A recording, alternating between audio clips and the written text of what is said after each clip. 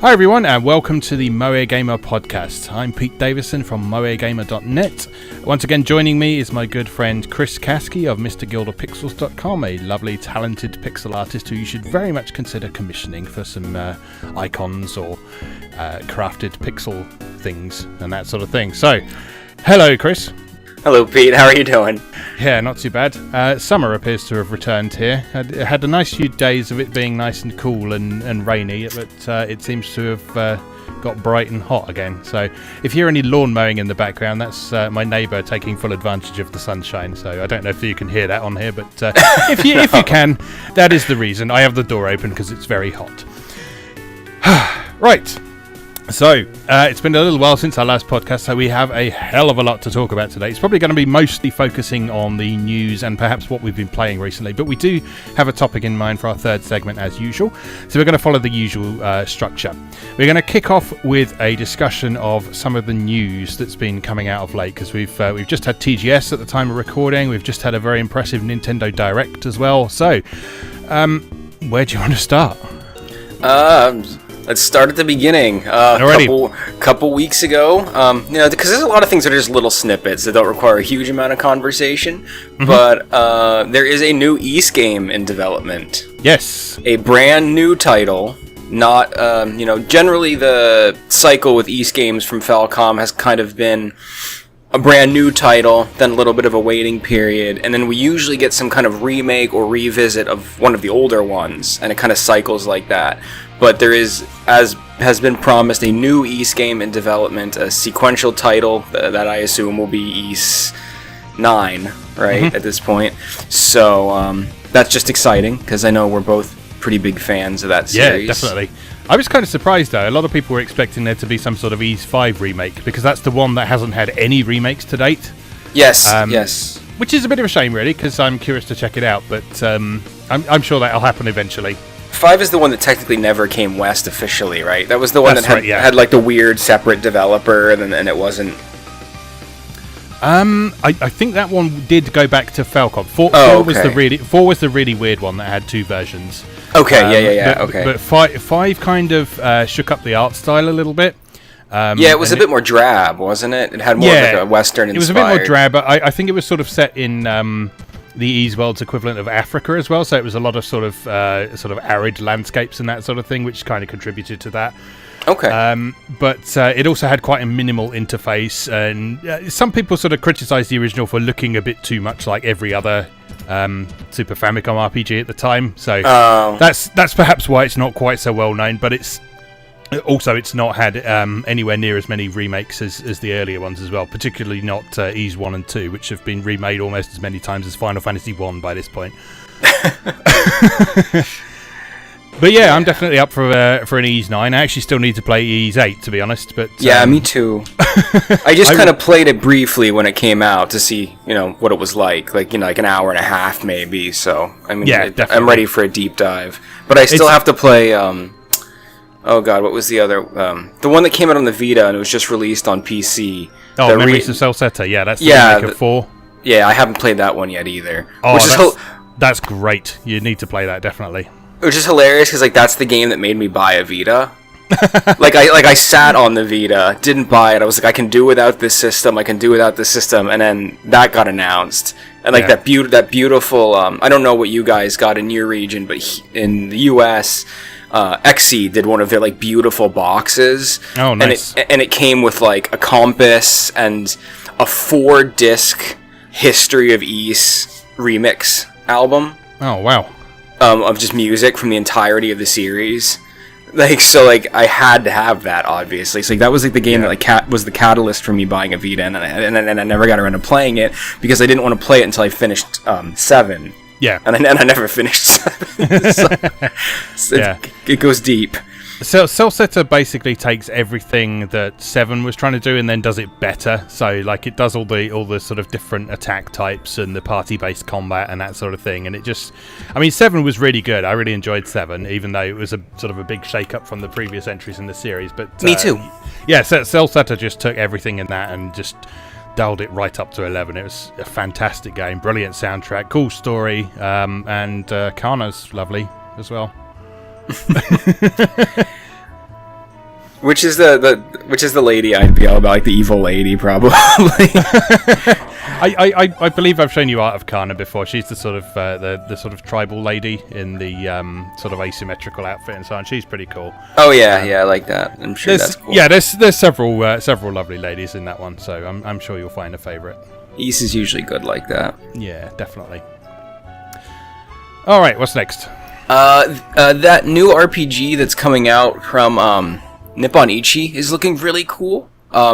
Lapis Li Abyss in Japan, or I think the Western version is going to be called Lapis Cross Labyrinth. Yes. It's kind of looks to be a side-scrolling RPG, and the main mechanic is that you have a party of multiple characters, 3 characters, and you kind of stack them on top of each other like a totem pole. Yeah. And they're just kind of like cute, chibi little blobs. It's almost like those like Tsum Tsum, like stuffed animal things that people are all about these days. Yeah. And it's just like, we don't have too many details, just some initial gameplay footage, but it's pure Nippon Ichi all the way. Just like massive numbers that don't make any sense flying everywhere. Yep. Like, so I'm so down for this. Like, the art style is really cool and colorful, and it's just some lighthearted insanity. Yeah, definitely. They've got some good stuff on the way, because they've got some stuff coming west fairly imminently as well, haven't they? It's Labyrinth of Refrains out soon, isn't it? Yes, that looks very good. Yeah, that's got a really lovely, distinctive art style. It's quite. I think it's the same artist as Disgaea, or certainly someone who has drawn heavy inspiration from that. It's got that Nippon Ichi look, definitely. Yeah, oh yeah. What's interesting to me about Labyrinth of Refrain is it basically appears to be a lot of the philosophies of Disgaea, but applied to a traditional dungeon crawler. So, like, the whole thing is that you make your own puppets, and, like, those are your minions. That forms your party members. So, I think that's just kind of, like, blown out to the degree that, like, the character creation in Disgaea is. Like, I think there's, like, a reincarnation mechanics, and, like, the amount to which you can customize them and, like, make as many puppets as you want. Like, that's the huge core of the game, from what I understand. So, it looks quite good. Yeah, but yeah, they've got that, like, Princess Maker or whatever action RPG coming out real soon. Yes, that's right. That looks really cool as well. Yeah, they've really been on it lately. I can't even keep up with how much cool stuff they've been. I really wanted to get that Fallen Legion they released a couple months ago. Oh yes. Leave it to me. That's actually a Western game, but it looks so good. And that Penny Punching Princess looked really fun. Yeah. They've really been on it, and especially with the Switch, it's like crazy how much with the Switch they've been hitting it out of the park. But yeah, definitely. The same can be said of everybody. Yeah. Well, I mean, it's all the people who are big into Vita side of things are jumping ship to Switch now, aren't they? With the sort of announcement of Sony ending support for it and that kind of thing. So sure. Yeah, as we've said a couple of times before, if you are a Vita fan and you don't have a Switch yet, then well, get one. Yeah, like what are you waiting for? Yeah, definitely. All right. I'll bring one thing up. There is a Streets of Rage 4 on the way. Yeah. We don't know a huge amount about it yet. It is developed by LizardCube.mu and Guard Crush. You know more about these guys than me, I think, don't you? They were something to do with the new Wonder Boy, weren't they? Right, yeah. So, Lizard Cube is the developer behind not the Wonder Boy that's coming out soon, but the remake of Wonder Boy and the Dragon's Trap that came out last year to like much acclaim. That game is incredible. So .emu has some kind of a spotty track record. They're not particularly well regarded in like the emulation community. Quite a bit of their Neo Geo ports have been kind of not great. Yes, I would agree with that. In terms of frame rate and stuff. So, a lot of people are a bit concerned that this is being spearheaded by them. But as soon as everyone saw that Lizard Cube was also involved, everyone kind of tensioned down a little bit. So, yeah. I mean, the best we can do is wait and hope for the best. But this thing has a pretty much a clean split 50-50 chance of being either unbelievable or garbage. It's like it's gonna go like extreme one way or the other. And we need the most important piece of news, obviously, is Yuzo Koshiro coming back for soundtrack, because Streets of Rage without Yuzo Koshiro is just Final Fight. Oh dear, yes. I mean, it looks quite interesting. I wasn't sold on the art style to begin with, but it's definitely grown on me. It's got a sort of Western graphic novel kind of look to it, hasn't it, really? Yeah. It's kind of working on the assumption that it's like a long time after Streets of Rage 4, so... well, I mean, to be honest, Blaze looks pretty similar to how she's always done. I was going to say, Blaze is back. It's all that matters. Exactly, and who cares about the guys? But, yeah, Axel's got a beard now, which is... that's important. Yeah, I mean, he looks slightly homeless, but, you know... He might be. He might be, you never know. We don't know what all the plot twists in there. But, yeah, there's not a lot of information on this yet, but there is a cool trailer that gives you an idea of what the art style's like and a bit of how the gameplay looks as well. So that's going to be one to keep an eye on. I like the art style because, you know, part of what Lizard Cube does is they aren't super about the traditional art styles. Mm-hmm. Yeah. Like the Wonder Boy remake had such a distinct look. Yeah. It wasn't pure anime. Like it wasn't what you would expect. Mm-hmm. It had a very unique visual profile, and that's part of the reason I think why it resonated so strongly with people. Yeah, definitely. This has definitely got a distinctive art style as well. Like I say, I wasn't sure about it to begin with, but it has grown on me quite a bit the more I've looked at the art and the trailer and so on. So yeah, definitely one to keep an eye on. Okay, all right, carrying on. We've talked a little bit about Langrisser 1 and 2 for PS4 and Switch over the course of the last couple of episodes, but the latest news on that, which is a couple of weeks old at this point, is that the people who were sad that Satoshi Urashihara wasn't doing the artwork for it can be somewhat placated by the fact that there will be some DLC that allows you to add his artwork back into the game as a classic mode. It's cool. And he actually did art for the new character. Oh, like, okay. So there's a new girl they introduced for the new game, and like are wedging her into the story somehow. Yeah. And then Urashihara actually did character art for the new girl so that it could be copacetic and she could have portraiture in the remix mode as well as all the classic characters. Yeah. So it'll be seamless, which I thought was really cool that he did that. Yeah, that's neat. He's doing the artwork for the limited edition of the game as well. So the Japanese one anyway. I don't know if we'll get that over here, but I imagine we'll get something involving that. Assuming it comes over. Has it been announced for the West yet? I don't think it has it? I don't think so, but in this day and age, I'd be more surprised if it didn't. Exactly. At this point, I mean, most of the reasonably large-scale Japanese stuff, and I mean, Langrisser is a big deal in Japan, so I would be very surprised if this doesn't show up over here. I mean, between Marvelous, NIS, Rising Star, Axis, like all those people, like someone's going to pick it up. Yeah, absolutely. So, in the meantime, the Japanese version is due out in February of next year, so hopefully it won't be too long after that we'll hopefully know something before then, but we shall see. Alright, what else would you like to talk about? Just a little thing. I always have lots of little things. Marble Blast was a game that I loved on the Xbox 360 when it kind of was in its early days. It was one of the first kind of Xbox Live Arcade games that my buddies and I were like all about.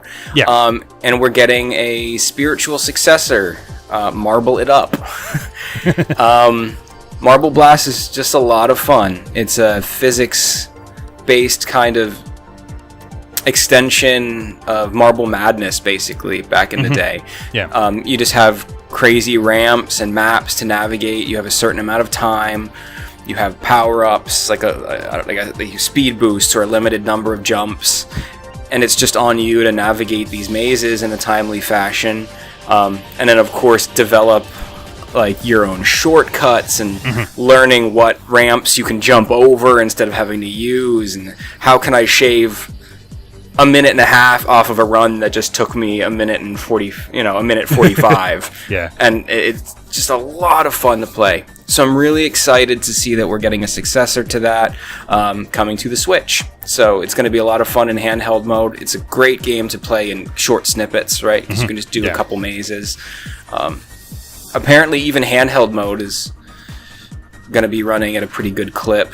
Oh, that's good. Both docked and handheld are supposedly going to be running at 60 frames a second, which is really good for a game like this because precision is so key when you're doing those like shortcut jumps and stuff. Definitely, yeah. So yeah, marble it up. Really want to play it. Yeah, that's good. I like games like this because they're the kind of game that you think, oh, I'll just have a little go on this, and then you get onto a level that you just need to keep playing over and over and over and over again and to get the best time. And you look up at the clock and like 3 hours have passed and you're like, oh, what am I doing? This was a really good game for me socially. Yeah. Like I would get a lot of buddies together and have a few beers and we would just take turns, trying to beat each other's times. Yeah. It was just a lot of fun. Yeah, sounds good. All right, moving on. There's apparently a VR version of Everybody's Golf coming next year, which is interesting. Not a lot of details yet, but apparently it'll be PlayStation Move compatible. So presumably there will be some sort of motion control swinging in that as well. So exactly how they'll implement it remains to be seen, but it'll be cool to see a VR golf game, and the Everybody's Golf game that came out a little while back was really good as well. So if they sort of build on the stuff that was in that will be a really cool game for PSVR. Yeah, I lost touch with this series a long time ago, but I'm always happy to see that it persists. Yes, definitely. There's a place for these fun, slightly more arcadey golf games. Yeah, I mean, I didn't play many of them back when they were first big on the PS1 and PS2, but I did play Mario Golf on the N64, which had a lot of the same people involved. Oh, okay. So yeah, I've always enjoyed sort of arcadey golf games. There was Tee Off on the Dreamcast as well. That was a completely different team, but it was very much the same kind of philosophy. So it was a golf game designed to look and feel like an arcade game. So it had music that sounded like it was rejected tracks from Sonic Adventure. It had big numbers on the screen. Yeah, it was one of my favourite golf games. That one actually. I really need to reacquire a copy of that at some point. But yeah, the PS4 Everybody's Golf was cool. So if they do something similar with Everybody's Golf VR, that will be very cool. So that's due next year. Not a lot more to say on that in a minute. How integral is the online component for the Everybody's Golf that was on the PS4? Because I remember seeing that was like really kind of like an always-on kind of thing. Is there any single-player value to that? Oh yeah, absolutely. Yeah. There is a full single-player campaign. You don't have to touch the online at all if you don't want to. The online stuff is completely separate. So basically, what happens is you start the game and you're in like a little hub world, which is sort of your golf island, and you can wander around, you can talk to people, you can race golf carts and stuff like that. And then there's a guy sitting at a desk who recruits you for single-player tournaments, and you can progress through those, and that unlocks characters and costume parts and such like. And then there's a completely separate door that takes you to the online mode, and there's a couple of different modes you can play in there. And when you're playing the online mode, it loads the entire golf course at once, so that you can run around it, you can watch people playing, you can get in their way, you can sort of challenge people and that sort of thing. But yeah, it's not required at all to play. It's an interesting component to it, but the single-player progression is completely separate. Okay. Because you know how it is these days when they advertise something like that. It was all the online. Yeah. Like, all the trailers and everything just focused solely on the online components. It was like, there would be like a bullet point on the very bottom that was like, also single-player mode. So I had no idea the extent to which I would be able to get some enjoyment out of it if I decided to pick it up. Yeah. Well, I've barely touched the online, and I've had a lot of fun with it, so all good. I should look into getting a copy of that, because I really do enjoy, arcadey golf stuff. Yeah, you can probably get it pretty cheap now as well, so it's one of those games that there tends to be so many copies floating around at a time that you can normally pick it up for not very much. Alright, moving on, the Yakuza creator Toshihiro Nagoshi appeared at TGS and revealed a brand new game called Judge Eyes, which is kind kind of a Yakuza spin-off in some ways. So it's made by the same studio and so on, but it's a mystery detective game that he's apparently wanted to make for quite some time now. And this is looking very cool. Have you seen much about this? Yeah, it's really interesting. And it really is a Yakuza spin-off, because it takes place in Kamurocho. Yes. Like, it takes place within the Yakuza universe. Like, while other things are going on. Yeah. So that's cool. Also, note that TGS hasn't happened yet. This is all TGS pre-shows. Oh, yes. So we still have TGS coming Thursday. But yeah, this looks really interesting because one of the first things that came to mind when I was reading about it and watching some of the trailers was some of our prior discussions about like how much you specifically loved stuff like Ace Attorney. Yeah. Like, it's going to be very interesting to see how the detective and mystery elements will tie into the gameplay of this. Because it's an action, it has action and combat elements, which is what the Ryuga Gotoku studio does well. Yeah. And now it's being melded with, I don't know if it's going to be kind of visual novel-y. It almost reminds me of Rockstar's L.A. Noire in a lot of ways. Yeah.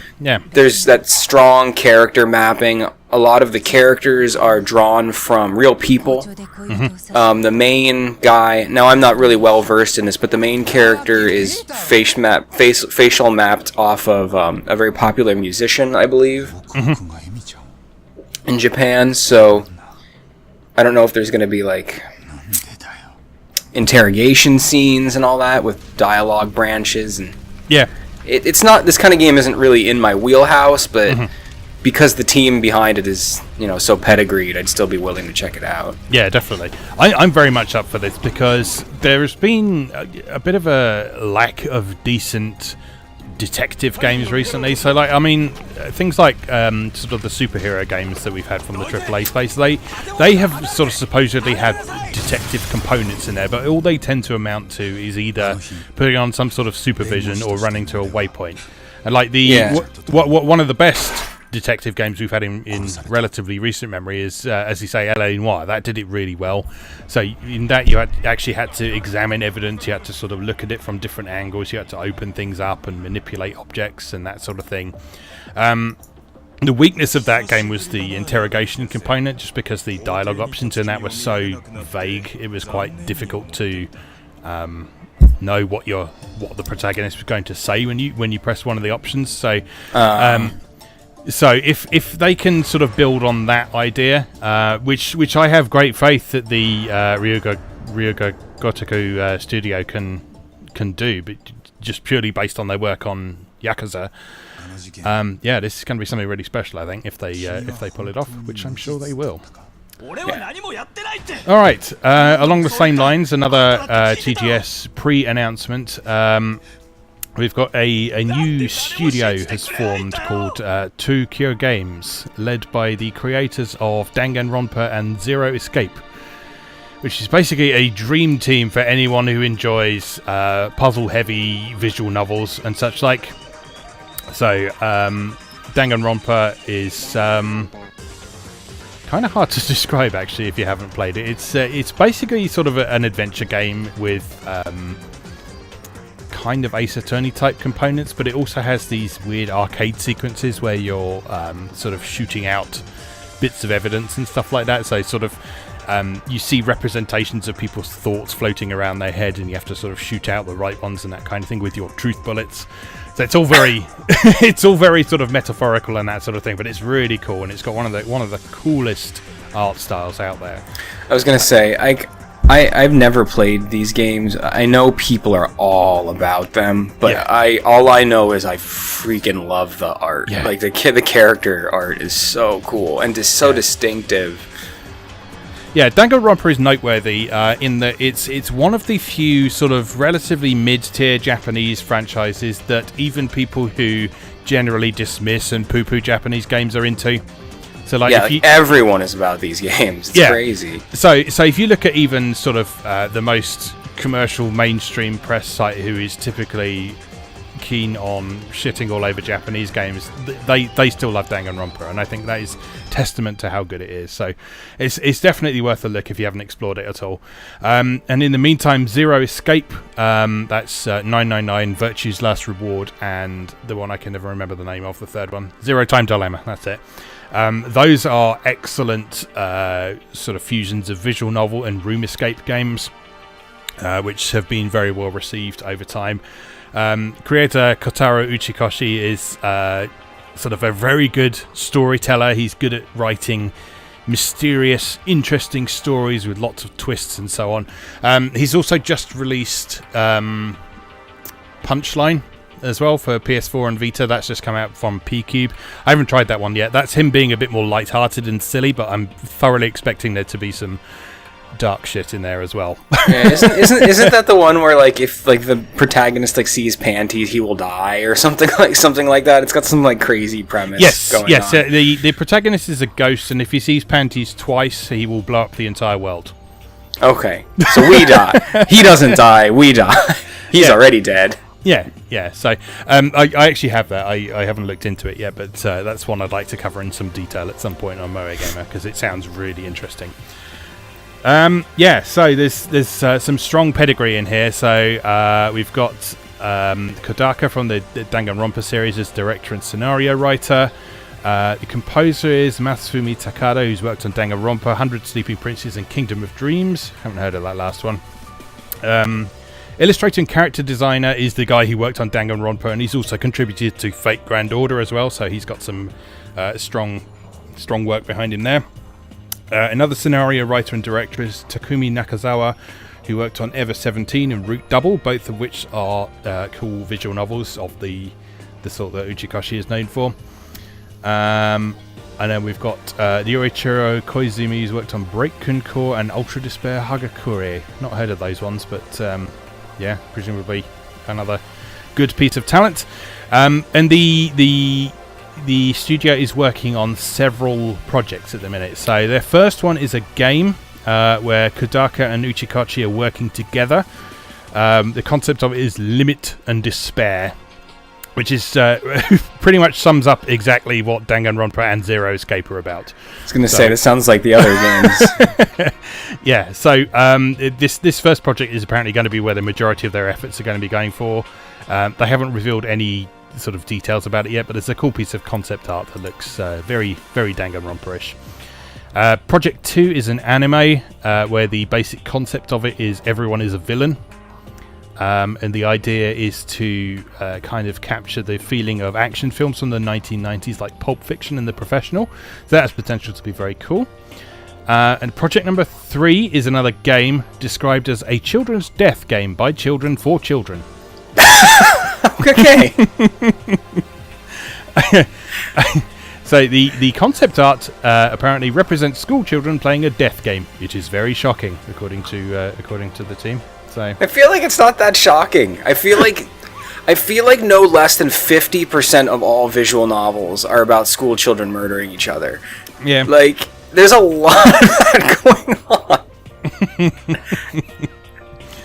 on. Yeah, especially from these guys. Yeah. And then finally, their fourth project is a dark fantasy game that they'll be working with Spike Chunsoft, which obviously both Uchikoshi and Takada have worked on in the past as well. Okay, so now we got something I might bite on. Yeah, definitely. So this is looking like some sort of vaguely cyberpunkish thing, because it sort of looks like a more modern day setting. They describe it as dark fantasy, but it looks a bit more sort of sci-fi-ish, kind of latter-day Final Fantasy in some ways. So okay, that should be interesting. Yeah. All right. Yeah. So that's all the details on those for the minute. But yeah, that's definitely going to be a studio to watch. Because I mean, just the sheer amount of talent in there. Amazing stuff. Right. Other pre-TGS stuff. Final Fantasy Crystal Chronicles is coming to PS4 and Switch. Did you play this back in the day? A little bit, yeah. Back on the GameCube. Mm-hmm. I have fond memories of gathering around the GameCube with 3 of my buddies, all with our Game Boy Advances. Yes. Plugged in with those special cables. I'll be really interesting, to see how how much I do or don't miss the little added features of having that little Game Boy Advance for the controller.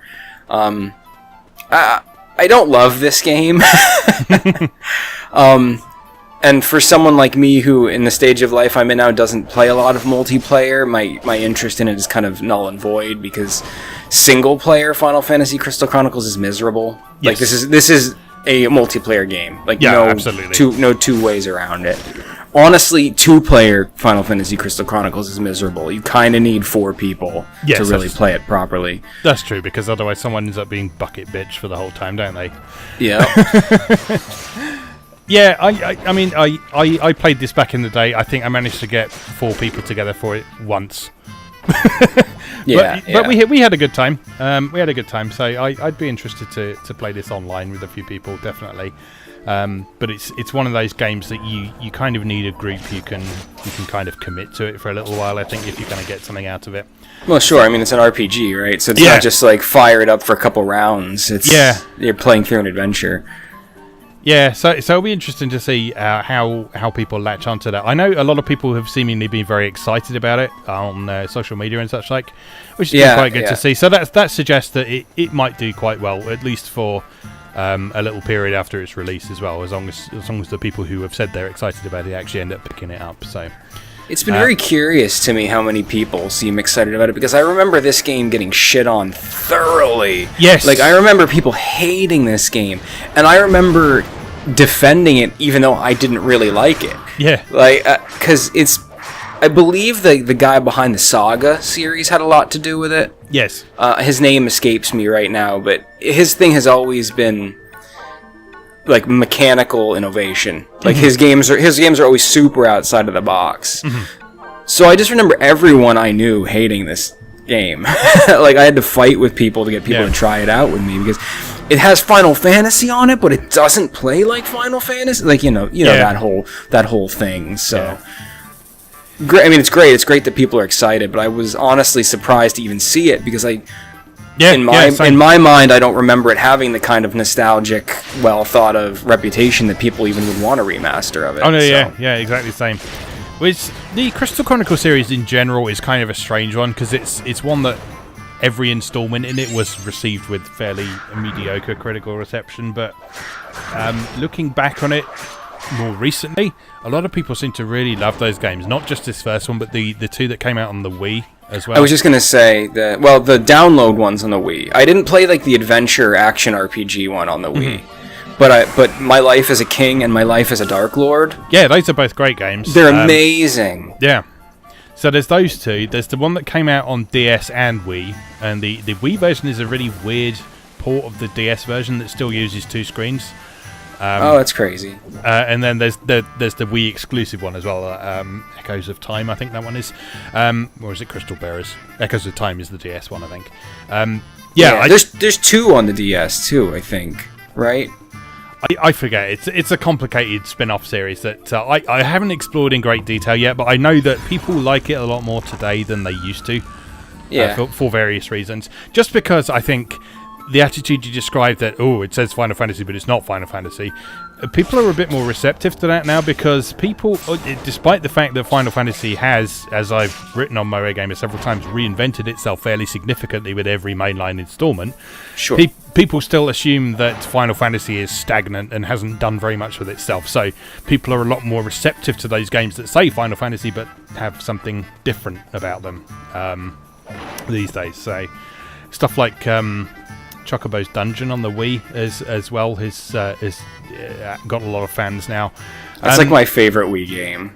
Like, I was super happy to see the remake getting announced for the Switch. Definitely.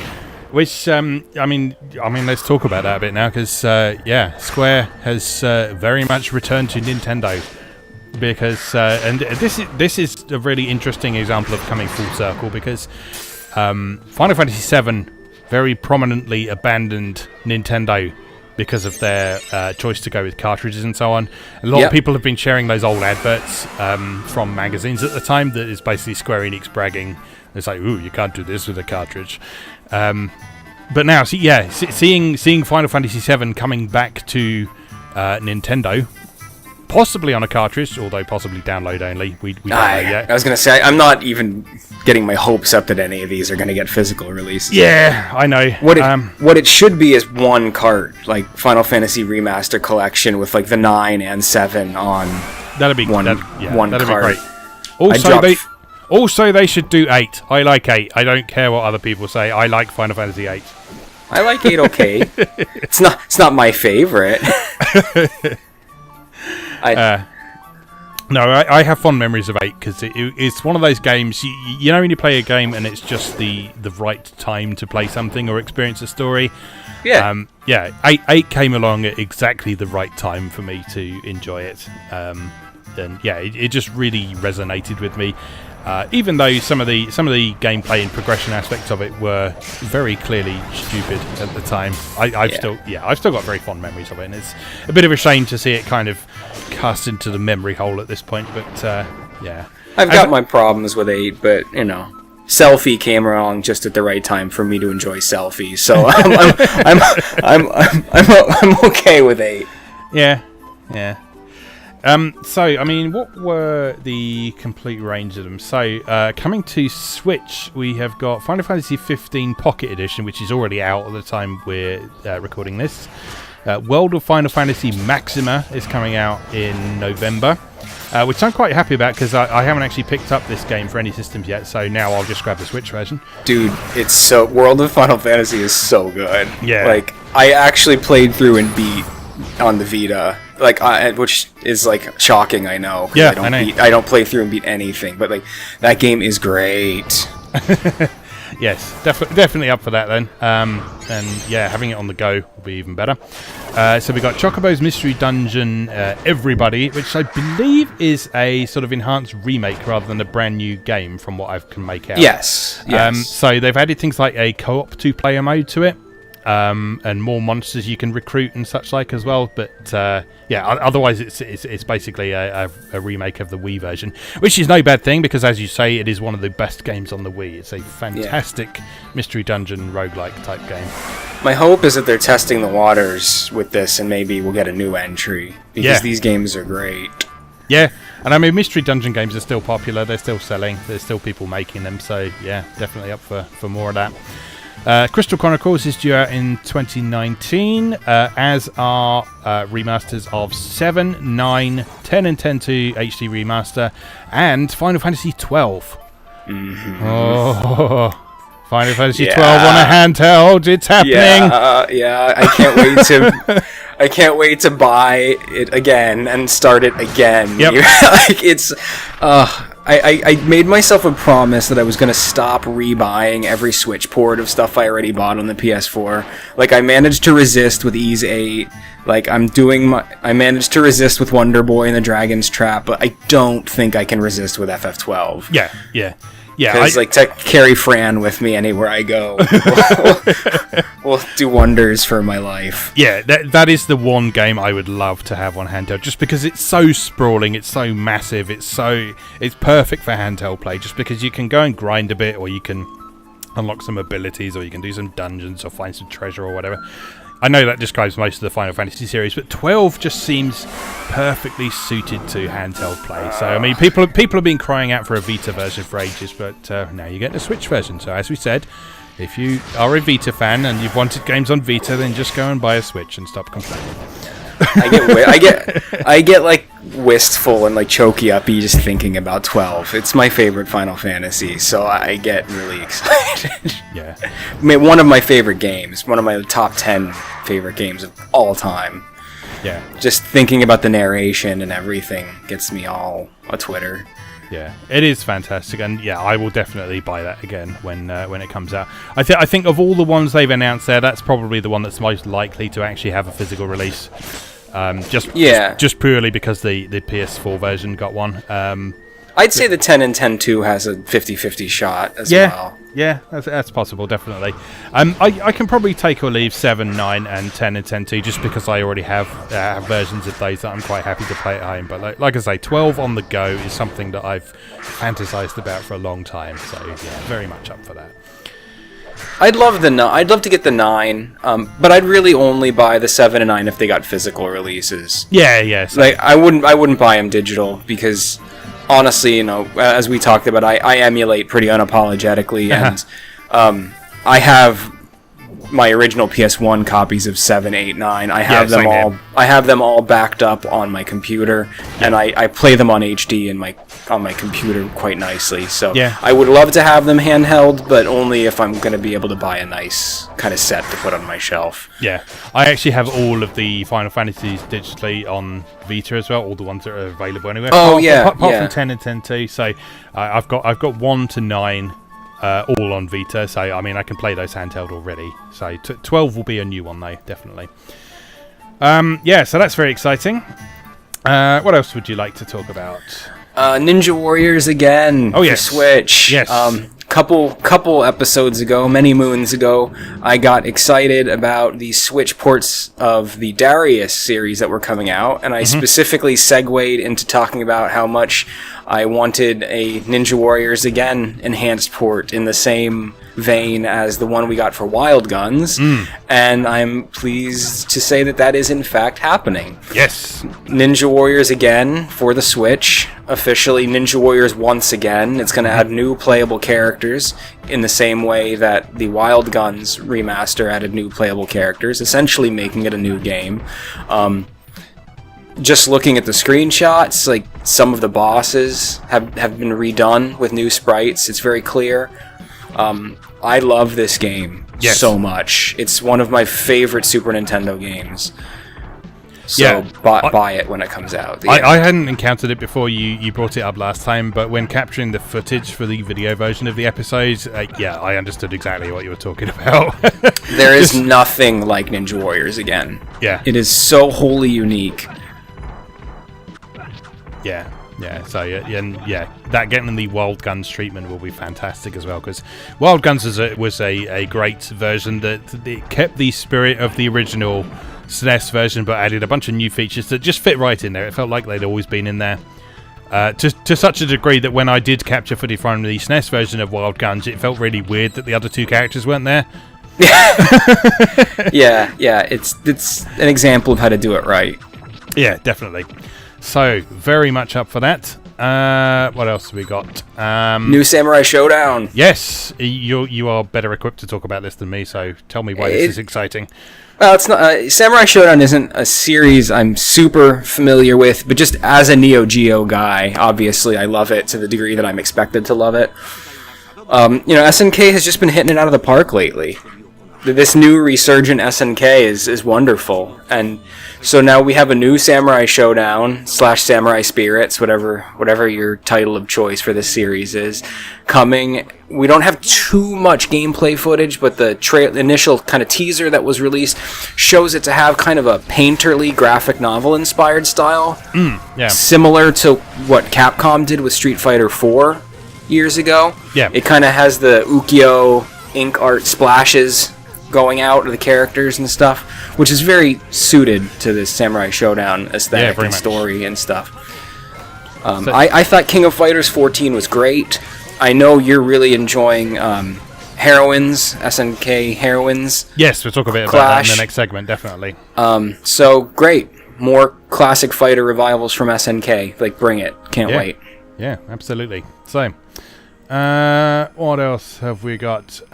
We have The Last Remnant is getting remastered. So we conjectured this when the Steam version got removed a few weeks back, but it seems it is actually happening. So there is a PS4 version launching in December. Yeah, very soon. Surprisingly soon. Yeah, the reason some people are a little bit skeptical about this is I've heard people saying that they reckon the PS4 version is just going to be the PC version. And that is why they pulled the PC version from sale, because they want to make more sales of the PS4 version. Whether or not that's true, I don't know, but it is plausible. But it is coming to PS4, which is a new audience for this game, which is good. But I mean, you could get the PC version for quite cheap a while back. Is the PC version done in Unreal Engine 4? Because part of the reason this new one's coming out is because they redid it in Unreal Engine 4. Oh, that's interesting. I hadn't heard that. Yeah. No. The original one was just on the. I mean, the original one was built on Unreal Engine, but it was the older version. Yeah, that is interesting then. So yeah, that is a proper remaster then. So forget everything I just said.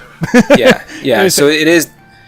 They haven't said there's going to be any new content or anything. Yeah. Like, it just is a straight-up remaster of the original. But they, from what I understand, have run it through the newest version of Unreal. So it's been upgraded considerably. Yeah. Oh, that's good. Yeah. Okay. Well, I'm just reporting on the conspiracy theories I heard around the internet then. But it seems those are unfounded. It has only been announced for PS4 at the moment, so there has been no announcement of a PC version of that. But to be honest, with the way Square Enix work these days, I will be surprised if it doesn't, at the very least, get a PC port and possibly a Switch version as well. So yeah, we will discuss later today. I'm going to be holding out because I want a physical version, goddammit. Yeah. So if I could get it on physical for Switch, yes, please. Yeah. Just saying. Yeah, I believe this is planned for digital only at the moment, but I know a lot of people have been making their voices heard to Square Enix recently about the fact that, yes, they would quite like a physical version of this, please. Thank you very much. Listen, if Lost Sphere got a pre-order only physical edition... Yeah.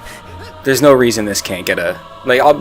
just put it up on their store. Like, pre-order only, open it up, put it on their store. It doesn't have to be a huge print run, but, collectors will want this. Yeah, definitely. Alright, talking of remasters, or possible remasters, Resonance of Fate has been rated for PS4 and PC by USK, which is the German ratings board. And this also coincides with some news that Tri-Ace has apparently got something to announce at TGS. So it is entirely possible that we will either get a new Resonance of Fate game or possibly, probably more likely, a remaster of Resonance of Fate. Yeah, I love Tri-Ace. I know a lot of people are wishy-washy about them, but they're a very experimental RPG house, and I love them for that. But I assume the quote-unquote new Tri-Ace game we're going to hear about is just going to be this Resonance of Fate remaster. I would have thought so, yeah. But, there's always going to be, the little boy deep inside of me that's like, is it a new Valkyrie profile? Is it a new Star Ocean? Is it something set in the Radiant Historia universe? They have so many cool worlds. Yeah. So I really enjoy their output. Tri-Ace stuff, again, is another one that seems to have had sort of mediocre reception when it first came out, but people have been a lot more receptive to more recently. I've seen a lot of people very up for just a remaster of Resonance of Fate. It's very good. It's very, very good. It has perhaps one of the most unique combat engines I've ever experienced in an RPG. I saw a great GIF on Twitter the other day that was someone's reaction to the possibility of Resonance of Fate coming back, and it was just a GIF of someone getting out every piece of mathematical equipment you can think of and just laying them out on a table ready for it. It's some complicated shit, my friend. It is really complicated stuff. I mean, the game is all combat, basically. Yeah. You enter basically missions that are... dungeons are basically just combat maps. So each room you go into as you navigate through a dungeon is just a different combat scenario. Yeah. So the game is 90% just all focused on this unique combat engine, and I can't even really describe it. It's one of those systems that takes hours to figure out.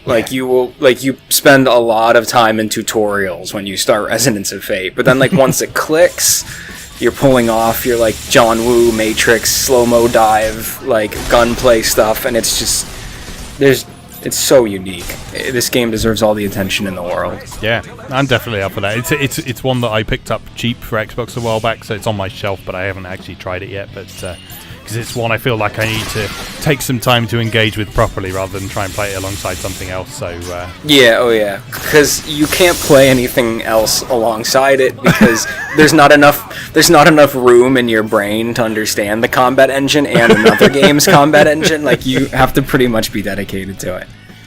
Yeah, I'm up for that, definitely. So yeah, we'll hopefully hear more about that at TGS, see what's going on with that. Okay, last thing I wanted to bring up today is Capcom is releasing a beat 'em up bundle for Nintendo Switch.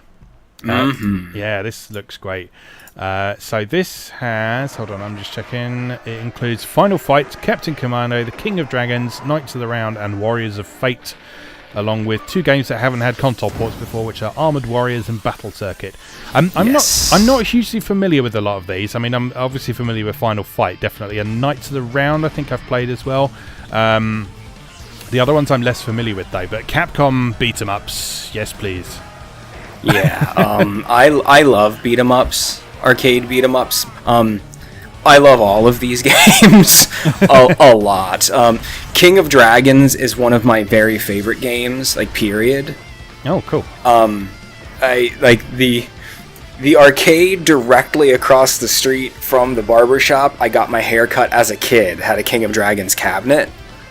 Okay. So it was like the highlight of my life when I was a kid, was playing King of Dragons with my dad. Every time I got a haircut, was like, my dad would take $2 worth of quarters and we would go play King of Dragons. And like, this game has such a strong tie to like just aesthetically everything I find pleasing about games. Yeah. Like, I have the Super Nintendo port in box complete. It's like one of my prized possessions.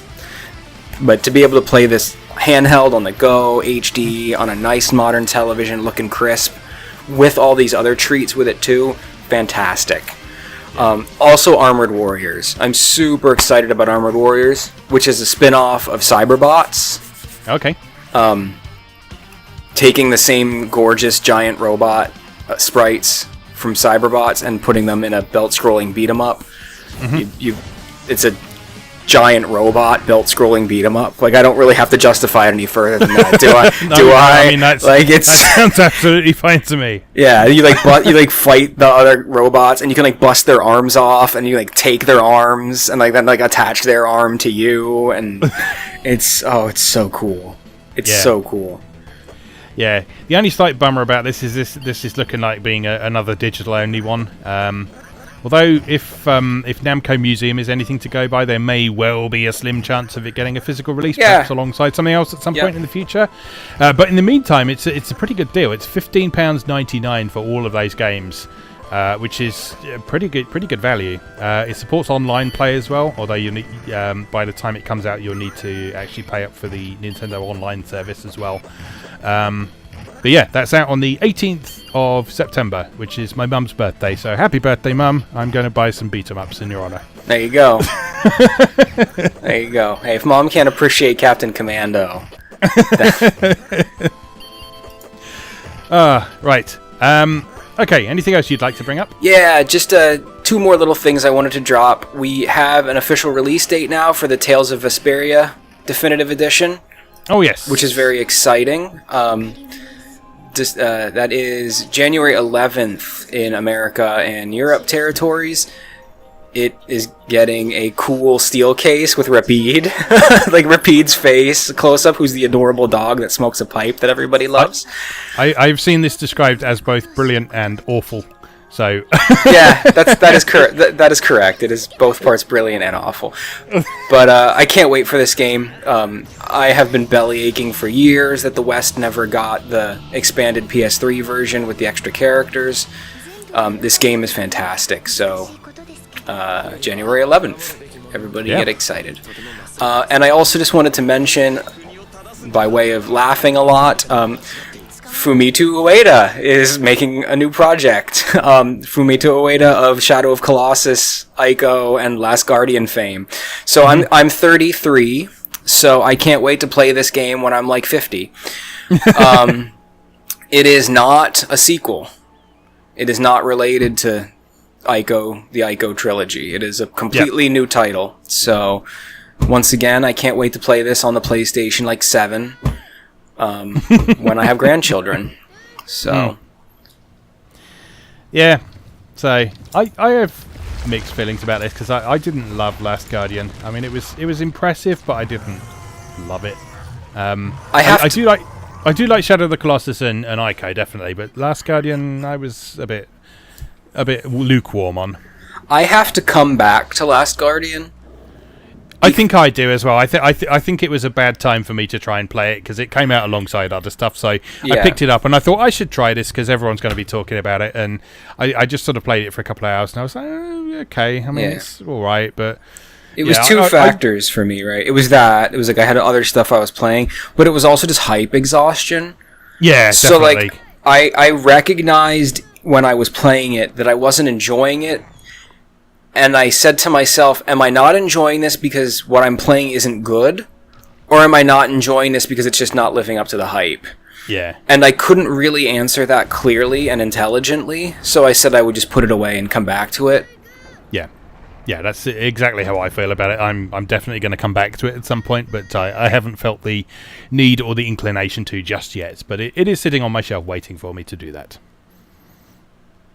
Yeah, I mean, at the very least, we can all agree that this man creates worlds that are beautiful and worth exploring. So, absolutely. The very notion that he's working on a new intellectual property now is cool, because I can't wait to see what he comes up with next. Yes, and he specifically highlighted the fact as well that he doesn't want to make something that feels like an indie game, so he wants to make something on a similar sort of scale to the Ico trilogy as well. Yeah. So, so expect something similarly spectacular, all being well. But as you say, it will probably be a very long time. Yeah, which is okay. Yeah, no, not like there's any shortage of things to play. Exactly. We've got Capcom beat 'em ups to play until then, so Dude, that's the gift that keeps on giving. There's so much, there's so many delights, so many garbage cans to knock over and find pot roasts inside. Like, I love beat 'em ups. Good stuff. All right, are we done here? I think so. I think that's the news. We are. All right, yeah. Well, that is a substantial amount of news that we've talked about there. I'm sure there's other things that we've missed, but we've gone on for nearly an hour and all that, so probably good time to take a break. So we're going to do just that now, and then we will see you in a moment for some talk about what we've been playing recently. So we'll see you in a moment.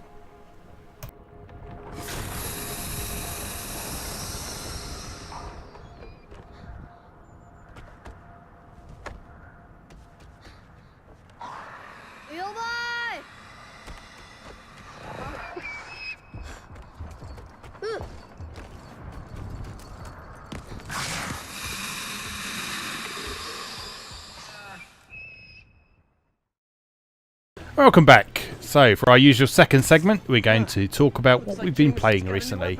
I have quite a lot of things I'd like to talk about today. So, Chris, I invite you to go first because I imagine you've got a few fewer things than I've got on my plate at the minute. So, feel free to. I did recently get a chance to play the new Spider-Man. Went over to my friend's house. It's really cool. Yeah, I've heard very good things about it, and it struck me as quite interesting that this is, I feel like, the first AAA in quite some time that appears to have completely lived up to its hype. Yeah, it's quite amazing. And I'm not really a fan of the development studio, so like I had my expectations pretty low going in, so maybe that's why I was so impressed by it. Like I don't like the Infamous games at all, so I wasn't expecting this to be great, but I think it's pretty cool. As I should get T-shirts printed of this once we actually get a following. Like, I can't wait to wait a year and buy the definitive edition. Yeah, it's the fact that it is a HD, completely created New York City, like block for block that you can explore as Spider-Man. Like, I know it's kind of been done before, but not at this level. Like, it's reached the level of impressiveness where I just, I can't. It's so cool. Like, it's sort of proper scale now, isn't it? Is that right? Yeah, yeah. It's New York. The last time I experienced a game with an open world that had a very convincing layout was Grand Theft Auto 4. Yeah. Which actually had a very convincing version of New York, just very scaled down. So, for example, I played Grand Theft Auto 4, and then I went to New York for a bit, and I could find my way around because of what I knew of Grand Theft Auto 4. It was just a longer walk. Yeah. So yeah, that's really cool. I'm into that kind of thing. So yeah, I'll probably check this out at some point. I have no great attachment to either Insomniac or Spider-Man, so as you say, I will probably have a look at it down the line when it's cheaper or there's a definitive edition available. But it's nice to see that something has actually lived up to the hype for once, because I feel like that is happening less and less these days with big budget stuff. Yeah, for sure. I mean, temper your expectations. The game is exactly what you're expecting it to be. Oh, yeah, I'm like, sure. There's no surprises. It's a Western open world game. You have a mini map. There's blips on your mini map. Go here, go there, find this. The combat is exactly what you're expecting. You mash on your combos. You have one button for your web attacks or whatever. And then, like, when your spider sense tingles, that's when everything slows down and you dodge. And if you dodge right, it does the time slow down. And like, it's just Assassin's Creed with Spider-Man, but it's so competently executed that you just can't help but fall in love with it. It's just it's crisp, it's beautiful.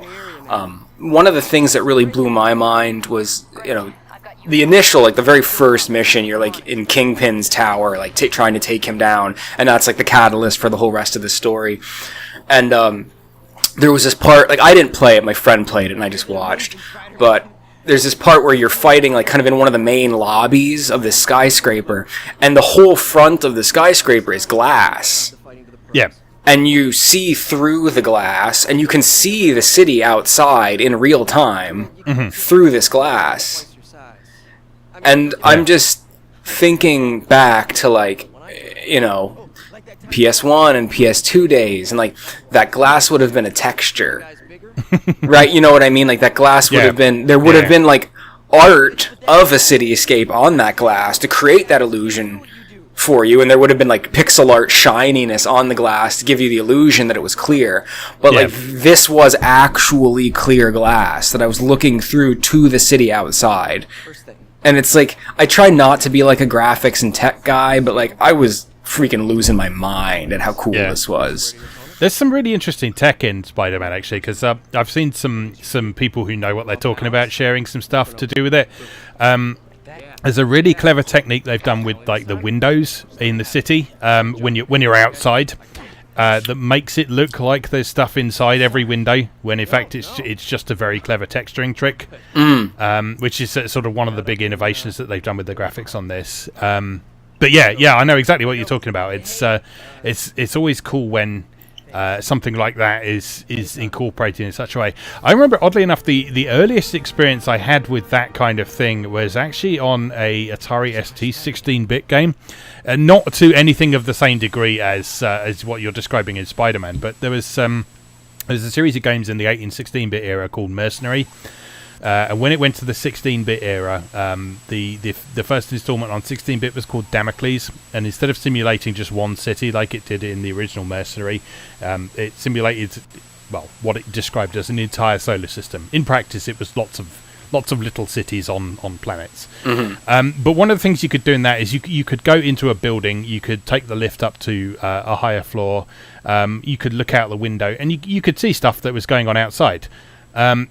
Obviously, this being a 16-bit polygon game, there wasn't a lot going on outside apart from like the horizon and maybe a line representing the road outside, but you could still see through that window outside and see what was going on, and that was really cool at the time. So just imagining that taken to the level that we're capable of with graphics now, that's really neat. Yeah. So I was really impressed with Spider-Man. Really impressed with it.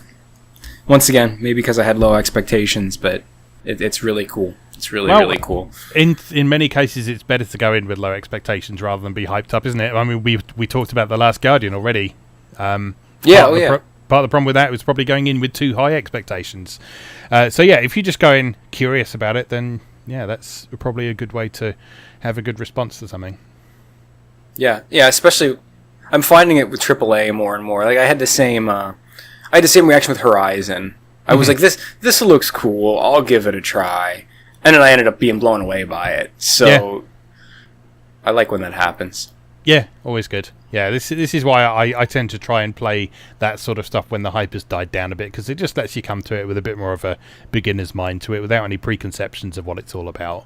Yeah, it's important. I didn't love Horizon, but I'm not ruling out returning to it at some point.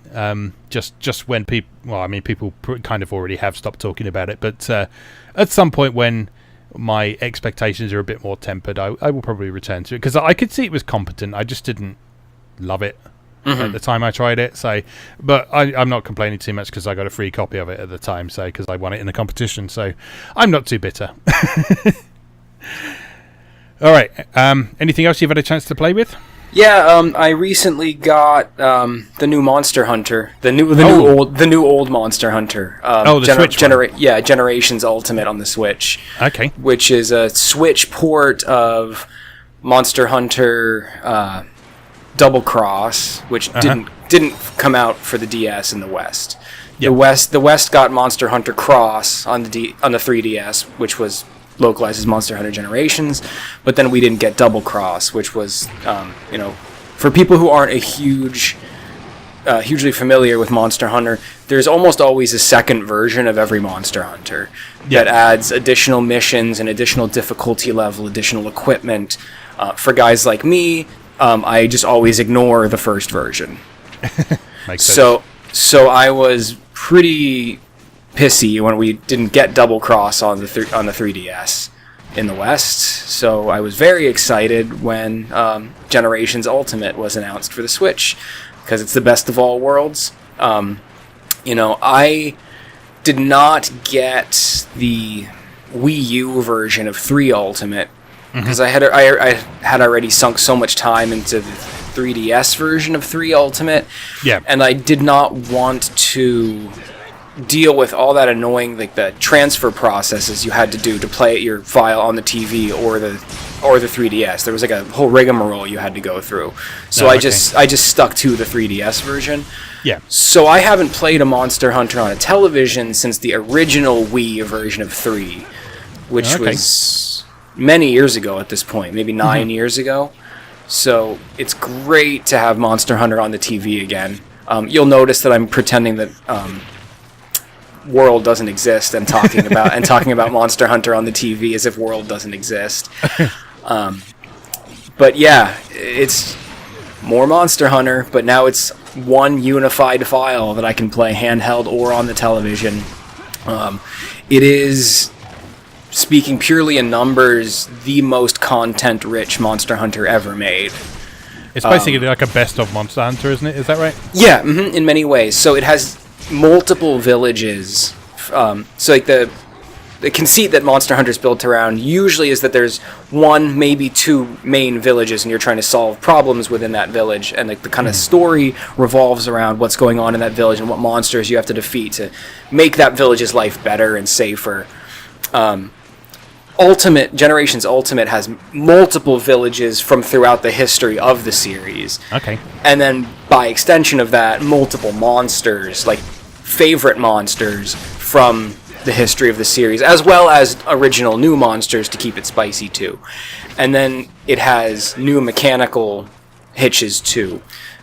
So you have special moves in Generations, and you pick a class that kind of relegates the different functions you can perform in combat, and then you get special moves based on that class, which is something that prior versions hadn't had. So right now I like using the longsword is my favorite weapon to use, which is a great big katana that's like the size of your character, like Sephiroth style.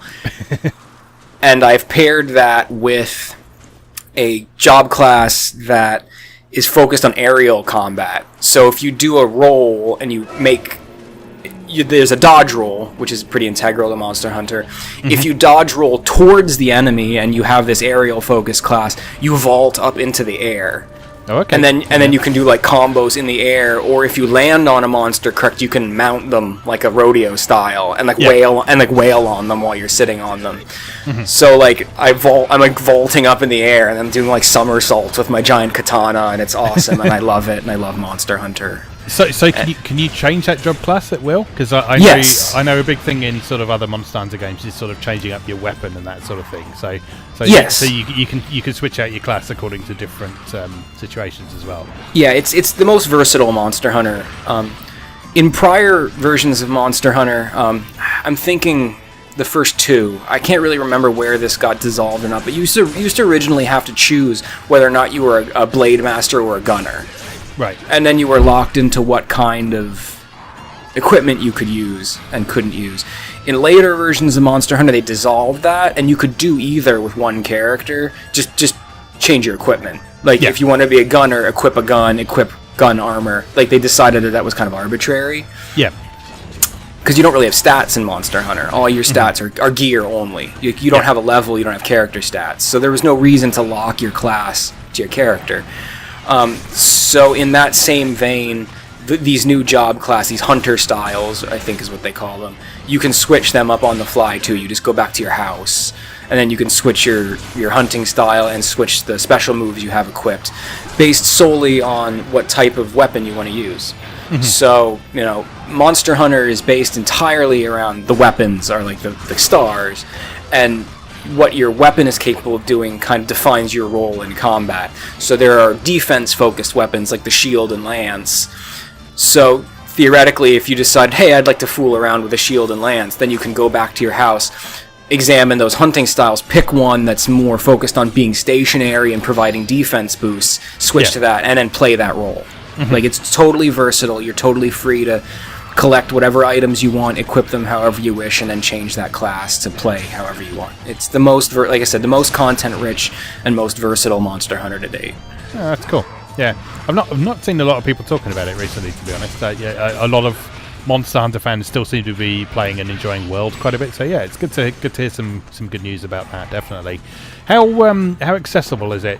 It's not to new. No, I didn't think so, because that was kind of the intention with this, I think, wasn't it? So Monster Hunter World would draw some new people in, and then this would be here for the sort of hardcore Monster Hunter fans. Yeah, so. I mean, if anything, by virtue of the new mechanics and breadth of content, it's the least accessible Monster Hunter ever. Yeah. Right? Because then now there's so much. Even I've been like, what am I supposed to do? With all the job classes, with the addition of the classes and the special moves as this kind of new hiccup. Yeah. Like, even I've had to go back to tutorials, relearn some of my favorite weapons. It is just as accessible as inaccessible as Monster Hunter is famous for being. So don't expect to pick it up without a friend to hold your hand. Oh, but I wasn't like I say. I mean, I was fully expecting this to be the Monster Hunter Pro, if you like, to Monster Hunter World's it very much newbie friendly stuff. All right, yeah, sounds good. Yeah, I'm loving it. It's a lot of fun. It's a lot of fun. But I was always gonna love it because I've been a Monster Hunter fanboy forever. I mean, you're talking to a guy who has the original first one on PS2 still. I bought the network adapter for the PS2 to play it. I bought a USB keyboard for the PS2. Like, I'm all about Monster Hunter and always have been. Well, good. This has lived up to your expectations, then. Excellent. Anything else? I got God Wars, the complete version of God Wars on the Switch. Yeah.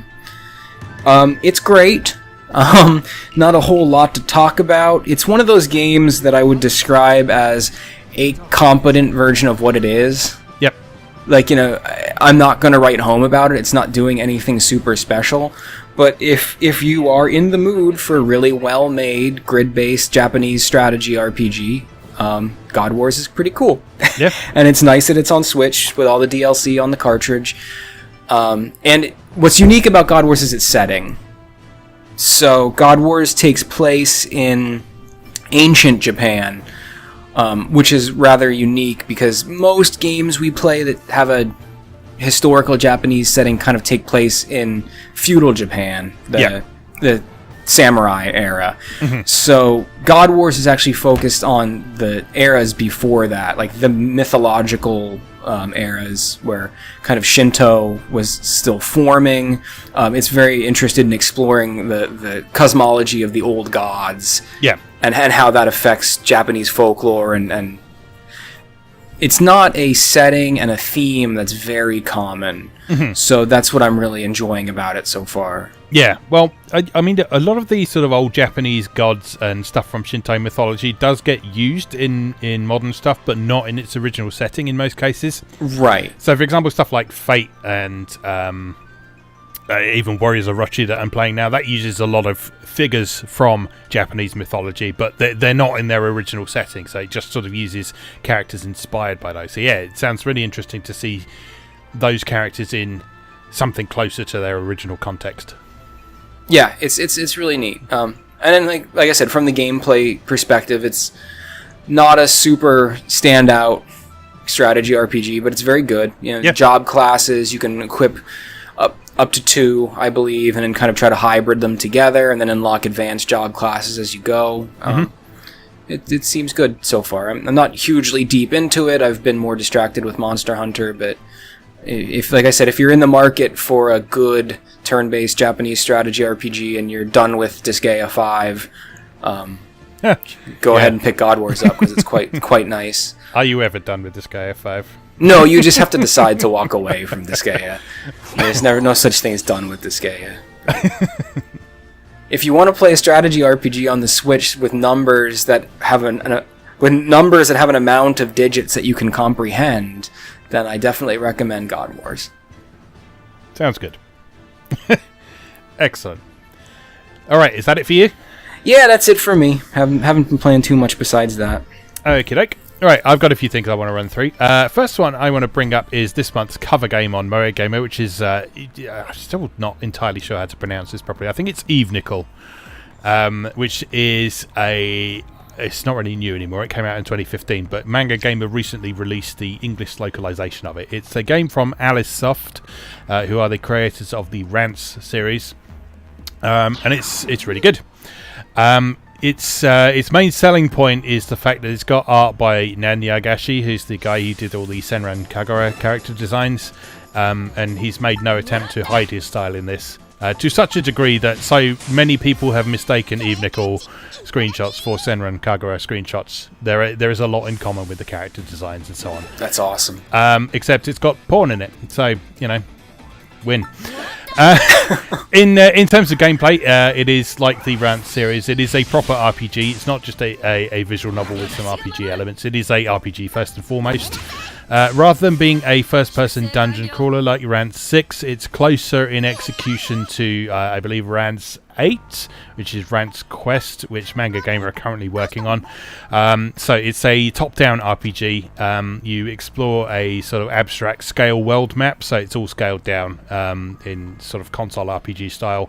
You move between towns. Each town's menu-driven, so you've got various facilities you can go and visit and interact with people. And then out in the field, you fight monsters, discover things, find treasure, explore, fill in your mini-map, and all that sort of thing.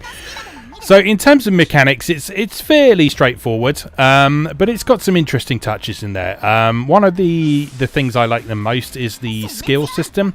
So skills for your characters, you learn some by leveling up, but a lot of them you find as items out in the world. So like you'll go into a shrine and you'll find a treasure chest and it's got a skill for one of your characters. But then there's a sort of points assignment system where you can only have a certain number of skills equipped at a time. So you need to kind of manage exactly what different skills each character's got equipped in order to have a decently balanced party. And these skills are not only combat things; there are some sort of utility skills as well. So, for example, the protagonist is the one who has the ability to let the party flee from combat, for one thing, and you can take that off and get a skill point back. For example, if you're not the sort of person who likes to run away from combat. Then there's things like sort of being able to see additional information about enemies and being able to see certain things on the world map and that kind of thing. Access certain nodes for things like fishing and such like. And yeah, it's really fun and satisfying to play. It plays really nice and quickly and snappily. So like the battles are all over in sort of a matter of seconds and so on. They look nice. They've got a nice feeling to them. There's really nice sound effects and music. Alice Soft stuff is always presented really nicely. And yeah, it's just a really enjoyable game so far. It's got some great characters in it, some great writing. It's genuinely amusing. And like Rants, it's got a setup that sounds like it should be just straight up ridiculous porn, but it's got obviously a huge amount of effort and thought has been put into its setting and its overall narrative and so on, so it really subverts your initial expectations for it. I'd likened the Rants series to Discworld in this regard back when I looked at Rants 5 and 6, and it's the same kind of thing here. So there's obviously there's a layer of silliness, but beneath that layer of silliness there is a world that has had a huge amount of thought gone into it. I love that. Yeah, that's like the absolute best. Yeah, it's really cool. So it is a believable, interesting world. There are some interesting fan theories out there that Eve Nickel might well be sort of the far future of the Rants world and that sort of thing, and that's kind of borne out by the fact that you're seeing a lot of the same kind of enemies and stuff there. You hear sort of myths and legends of things that happened in Rants and that kind of thing. So there's like a popular legend of sort of a world that was created by a giant whale and that sort of thing, and that is the concept of the Rants series and that sort of thing. So that's cool. Yeah, so there's a lot of possible tie-ins that I don't know if at this point whether they go anywhere with. I know they're planning to do a sequel to Eve Nickel in the future as well. I think they're working on that for the Japanese market at the minute, because they've just finished actually finishing off the Rant series altogether, so they can focus on other things now. But yeah, it's a very, very cool game that I'm enjoying a great deal so far. So if you're open-minded enough to play eroge RPGs, 18-plus RPGs, then it's definitely one you should take a look at. And it's also one I will probably bring up in the third segment as well, because at the moment it's digital only. And it very much deserves a physical release. Rants 5 and 6 got a physical release by MoeGamer, so hopefully this will happen for Eve Nickel at some point in the future as well. I will happily buy it again to have it in a box. I'm just so excited that Alisoft is doing so well. Yeah. I know there were periods in their history where things were kind of rough for them, so it's really cool to me that at this point, this kind of new age of digital distribution and more openness with PC gaming and the types of games that are on PC and is really opening up more people to their content, and that they're very successful at what they do. It's just I've never really been interested in playing their games per se personally, but it's just always really exciting to me when a development house gets good at what they do and finds their groove and finds success doing it. Like, it makes me happy. Yeah, and I'm delighted that MoeGamer are working with them so closely to bring stuff to the West now, because they are a really significant part of Japanese gaming history in terms of PC gaming. So, like, the original Rants games were some of the earliest eroge. They were some of the earliest PC RPGs by Japanese developers. So they've got a ton of history behind them. But unless you're sort of already pretty well versed in visual novels, eroge, and that sort of thing, then not a lot of people know about them. I've certainly never seen articles about them on sort of the bigger sites out there, just because they tend not to cover that kind of thing. They tend to sort of write it off as 18-plus stuff is all porn. But we know that's not true. There is adult content in this. There is sexual content in it. But it's not just a game that you play for the porn. It's a game you play for the story, for the gameplay, for all the other good stuff as well. It just happens to have erotic content in it as well. So yeah, I am having a lot of fun with that. So you can stay up to date with my progress through that on MoeGamer.net. I'm writing about that all of this month, so you can find out more about it there. Okay, next thing I want to talk about is SNK Heroines, which we teased a bit earlier on. SNK Heroines is really fun. Yay. I love it. Just because it is a fighting game that I have already feel like I have learned things from. There have been a lot of people that I've seen being a bit snooty about it online, saying that it's not a good learning game or whatever, just because it lacks certain components that other fighting games have. Like, you can't crouch, for example, and this is seemingly the biggest criticism and the worst possible thing the game could have ever done. But it means that you don't have as many moves to worry about, so you can concentrate on the other aspects of the game. I've already done an extensive video making my argument on this, so I won't repeat myself too much, but it is a fun game. I can feel myself getting better at it with each playthrough of the story mode and the survival mode. I did jump online and got completely, absolutely ass blasted by the first person I played against, but I was expecting that entirely. But yeah, I'm having a lot of fun with it. It's got lovely character designs. It's got cute outfits for all of them. The customization stuff is a lot of fun. It's got a really enjoyable photo mode in there as well, so you can pose your characters in your custom outfits against various backdrops and stuff as well. So yeah, it's a fun game.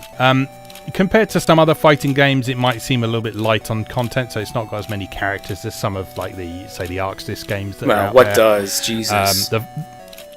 Exactly. But it's got a manageable roster. I found it's got a roster of characters that you can play each of those characters, have an experiment with them, get a feel for what they're like, and from there you can pick a main. I'm not entirely convinced that I have picked my main yet, because I haven't tried all of the characters just yet, but the controls are accessible enough that you can get a feel for them very quickly without having to learn complicated movements and gestures and such like. So it takes very much the Smash Brothers approach to control schemes. So you've got two attack buttons. You've got a light attack and a strong attack. The strong attack tends to have things like knockback and stuff on it as well, but it's a bit slower, obviously. And then you've got a special button. So you press the special move button, does something by itself, normally a projectile if you just press it.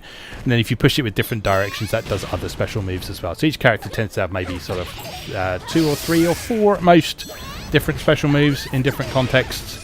And because you don't have to worry about being able to do a Dragon Punch movement, which I still can't do after however many years it's been since Street Fighter 2 came out, I still can't reliably do a Dragon Punch movement, even with a good arcade stick. So yeah, this is ideal for me because it allows me to focus on that sort of fundamental aspect of fighting games. So understanding when is a good time to attack, when you should go on the defense, and all that sort of thing. So yeah, I'm having a really good time with it so far. So yeah.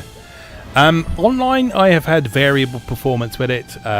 Me and Ken from the MoeGamer Discord, we tried to have a game last night and we just had absolutely unbearable lag, which is a bit of a shame. We're not sure if that was down to the fact that we're a long way from each other or if it's just that the netcode's not great. I haven't delved into the online all that much yet. And there don't seem to be a huge amount of people playing it on the Switch version, at least at the moment, but I will report back on that further in the coming weeks. In the meantime, I'm having a lot of fun with the single player modes, and to be honest, it's kind of set up more like a party game anyway. So I think a lot of the appeal is going to come from actually taking your Switch to someone else's house and playing it with other people. Because the nice thing about those accessible controls is you don't have to spend half an hour explaining to people how to play the damn game, which is the trouble with a lot of modern fighters. So it's like, oh, let's play a fighting game. Sounds like a great idea when you take a game over to a friend's house, but you then have to tell them to look at the command list and what button does what and so on. You got 3 buttons to worry about in this, and no complicated gestures or anything to do. So even a friend who enjoys fighting games but has never really moved beyond Street Fighter 2, they can get something out of this, and you can have a good competitive match with it, which is exactly what they were aiming for with it. So, and it's the first fighting game that I've sort of had an interest in for quite some time, and makes me want to check out more SNK stuff, which is great. Join us. I'm scared. Oh, SNK fighters. Who do you like so far? Like, who are you considering for your mains? I mean, Sylvie's been a lot of fun. I like Sylvie primarily just because she is entertaining to watch and dress up and such like. But she's got some fun moves as well. Terry Bogard has been quite fun to play as well. I kind of get a feel for how her special moves and stuff work. Kula as well. I've had a bit of success with. Have you unlocked her adorable ice skating outfit yet? Yes, it's lovely. It's so great. Yeah, it's great. I did a lovely custom outfit of her where it's like her ice skating outfit, and she's wearing glasses as well, and it makes her super cute. Yeah, I haven't bought SNK heroines because just the entire way the game's set up feels like a slug for like DLC paradise to me. Like, there's a really tiny roster of characters. I've read an article already about how few outfits there are. Like, surprisingly fewer outfits than everyone was expecting. So, like, I just see the next, like, year and a half of being, like, packs of shit.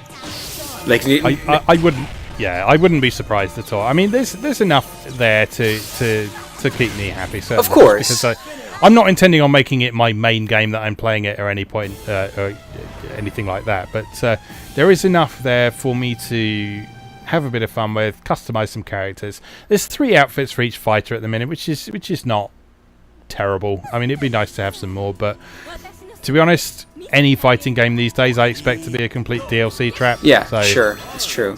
But I was going to say, I don't want to be one of those guys complaining, because the internet is full of them, about what their SNK waifu not being in it, but for every DLC character that's announced that isn't Blue Mary, I'm going to burn a house to the ground. I don't know whose house, but for every... Like, come on!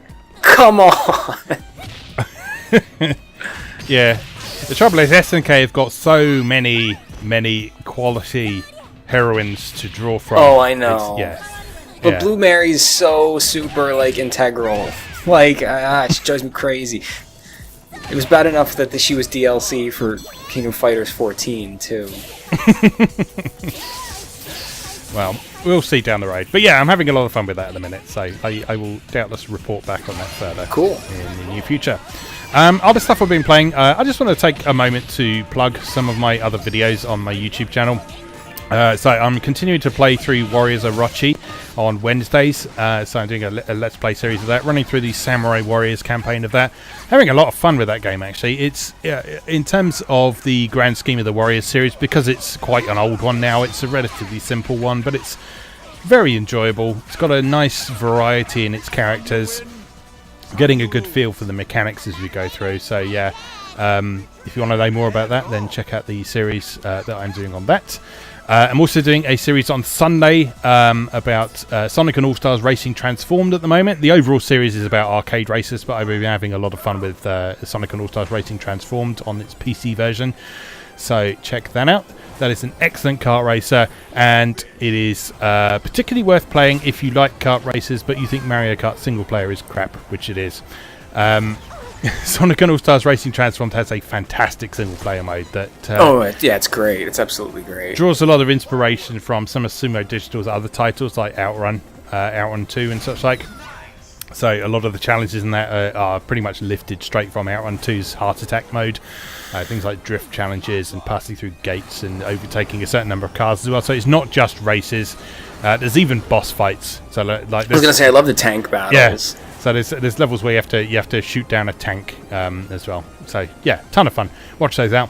I've also started another video project. This is video only at the moment. I don't know if I'm going to launch a site to go with it, but I do already have an Atari site that I might revamp at some point. But I'm doing a series called Atari A to Z, where I'm going through the library of games on the Atari 8-bit computers, which is the series of computers that I grew up with, the first computers I used. So I'm going through a letter at a time of the alphabet, picking a game from that letter and just playing it for a few minutes. So at the time of writing, I think we are up to D. I did Dandy this week, which is the game that pretty much directly spawned Gauntlet. And it started off as just like a sort of... amateur production that was released through Atari's Atari Program Exchange scheme, which is where anyone... This is some fascinating stuff if you're a Gauntlet fan. Yeah. Like, I had no idea about this, and I watched your video, and I was just, like, screaming. Yeah, so Dandy was originally released by a guy who... He originally wanted to do a sort of multiplayer Dungeons & Dragons thing with network computers, but it eventually... got scaled down into what became Dandy, which was a game that ran on a single computer for up to 4 people, but it also had a dungeon editor as well, so you could create your own levels up to 26 on a single disc, and then save them. So basically infinite replayability if you had the time and patience to create your own levels. And there were 26 levels included there. You could play it 4-player on the original Atari 400, which had 4 joystick ports, or 2-player on the XL and XE systems. So yeah, and it's a really fun game. It's not got as much complexity to it as Gauntlet. Not that Gauntlet is especially complex, but yeah, it's fun. And as you say, it's a fascinating origin story that not as many people as you might think are familiar with. So go check that out. So that is continuing on Tuesdays, that particular series. And the final thing I want to talk about today is I took a trip back to my parents' house recently, and my dad went up into the loft and reclaimed our Philips G7000 video pack computer, which which I don't even know what this is, so I'm like super excited to learn more. Well, for you guys in the States, it's better known as the Magnavox Odyssey 2. It was released there. So Magnavox by this point was a subsidiary of Philips, but they kept using the Magnavox name in the States. The Odyssey 1 was officially the first ever home video game console. So there's a lot of history there. The Odyssey 2 was a contemporary of the Atari 2600 and the Intellivision and Fairchild Channel F, so it was a sort of second generation console, it's regarded as. But it's not nearly as well known as some of those others. It was a lot bigger in Europe and Brazil than it was in the States. So the interesting thing about it is it was mostly first party releases for it. So most of the games were released by Philips. And they formed a numbered library, so like every game in the series is numbered, and I think there's about 55 altogether, 51 of which work on the G7000, and the last 4 or 5 were specifically designed for a later re-release that had slightly enhanced graphical capabilities. And then there were literally, I think, 5 third-party releases. So there were 2 by Imagic, and I think 3 or 4 by Parker as well. So Parker released some versions of Frogger, Popeye, Cubert, and something else I've forgotten. And then Imagic did Demon Attack and Atlantis, which were 2 games that did a lot better on the 2600. But the system's primarily known for the games that were released by Philips, these numbered games. And there's a real variety of fascinatingly different stuff in there. So a lot of the early games had compilations. So like the first cartridge had a single player racing game that was a bit like Monaco GP, so like vertically scrolling racer, just dodge the cars. Then there was a 2-player racing game on there that's a bit like Sprint, so top down, single screen racing. And then bizarrely it also had a anagram game that you could use the keyboard on the console to type in words, and then your friend had to decipher them. It's like one of the interesting things about this console is the only one that actually had a full-size keyboard on it as well. So as well as the 2 joystick controllers, you had a full QWERTY keyboard on it too. So there were quite a lot of games that made use of this keyboard to do things like word games and math games and that sort of thing as well. So that's neat. Yeah, so some of the most well-known games for the platform, there is a game called Munchkin, which is known as KC Munchkin in the States for the Odyssey 2 release. This is most famous for getting into a lot of trouble with Atari, because it is... I don't really want to call it a Pac-Man clone, because it is substantially different from Pac-Man in a number of ways, but it is a game where you go around a maze, you are a thing that looks a bit like Pac-Man, and you eat stuff. So you can see how Atari might be a bit pissed off with that. But yeah, the thing with Munchkin is it's got features like the dots move, for one thing. So the entire maze isn't filled with dots, but you just have a few dots in each corner that gradually move around the screen as you're going around the maze. It has the ability to randomly generate mazes for you. Oh, that's cool. And it also has a maze editor as well. So you can load up either a blank screen or a preset maze or one of the randomly generated ones, and then you can customize it using the keyboard. So you do the sort of row and column thing, so like A4 or whatever, and you tell it whether you want to remove a wall or add a wall to that. And so you can make your own mazes. There is no facility to save anything on this because it uses old ROM cartridges with no battery backup or anything. No one had quite figured that out by that point, so you can't save them. But for that individual play session, you can create a maze and then try and play through it or give it to someone else to play, that sort of thing. So yeah, a lot of fun with that one. Several of the games have this delightful thing where when you get a high score you can type in your name as well. So if you want to type obscenities and make them appear at the bottom of the screen until someone beats your score, you can do that. Again, they don't save, so they only stay valid for as long as you are playing that individual game. But the games that incorporate that component have that magical addictive quality where you just want to keep playing them for ages and ages and ages. So like yeah, there is something about them. So games like Munchkin and Satellite Attack is another one. That's a shoot 'em up one. Pickaxe Pete is another famous one that was very, very popular in Brazil, that one. They are like digital crack. They are ridiculous. Just because they are set up in such a way that you only have one life for one thing, so you have to get as many points as you can in one single playthrough, but they just immediately restart as soon as you have finished. So you get like a couple of seconds to type in your high score, and then they just start again. So it is set up for you to just want to keep playing them over and over again. There's none of like the 2600s resetting and picking difficulty levels and game variations and such. Like, it just goes straight back in there for you to play again. And I have a theory that like the modern resurgence of the roguelike in the indie sphere is tapping into that. Yeah, very much. That's why that's why that resonates so well with people right now. Yeah, very much. It's because we forgot about that. Yeah, the reason that Super Meat Boy was so well received is precisely because of that. So Super Meat Boy, you die, it immediately restarts. It doesn't ask if you want to restart, it just restarts. And it's such a simple thing, but it does so much for a game's addiction factor. It does so much for making you want to keep playing a game. But like, it's stuff like Munchkin that I've described. It's such a simple game, but I keep coming back to it in a way that I just don't do with 2600 games and so on. I've always liked this console a lot more than the 2600, just precisely because it's got these games that have really got that magical, addictive quality to them. And one of the things I'm doing with this console is I've set up a new site. It doesn't have its own domain name yet, so it's just on WordPress at the moment. But if you go to videopackgames.wordpress.com, I'll leave a link down in the description on YouTube and probably on MoeGamer for this. If you pop over to there, you can see me gradually working through the library of these numbered games as I add them to my collection. Find out a few details about how they play and some personal thoughts on them. So if you're interested in this sort of underappreciated, under-discussed part of gaming history, then that's something to check out. I had known nothing about this until you started telling me about it, and just the covers of these things are incredible. It's such delicious retro cover art. It's wonderful. It's quite interesting because we had there's several variations on the covers for these as well. So like the early games just had a black box with a number on them. So like they didn't even say what the games were. So like you think, I fancy a game of 4 today.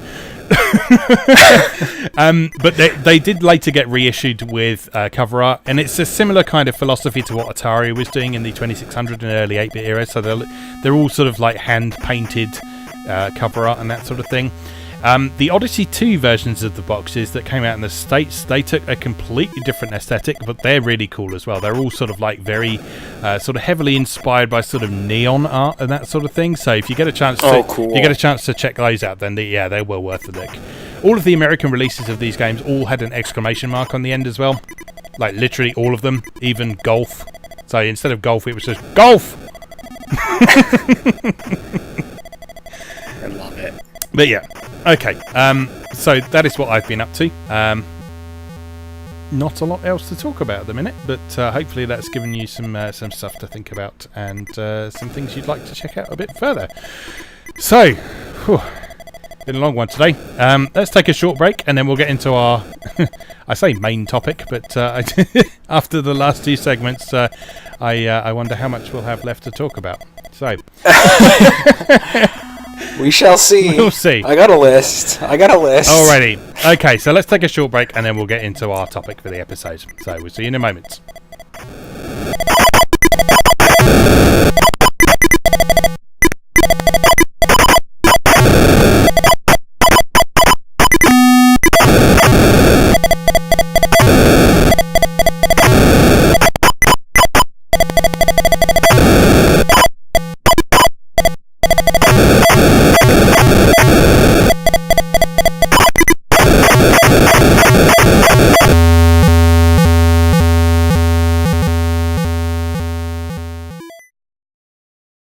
Welcome back.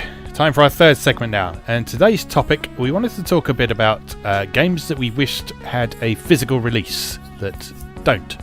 To be honest, thinking about this, I've actually had quite a tough time with this because a lot of the games that I would have brought up for this topic in the past have actually ended up having a physical release at some point. Yeah, it's been getting better. Things have been getting much better, which is... Yeah.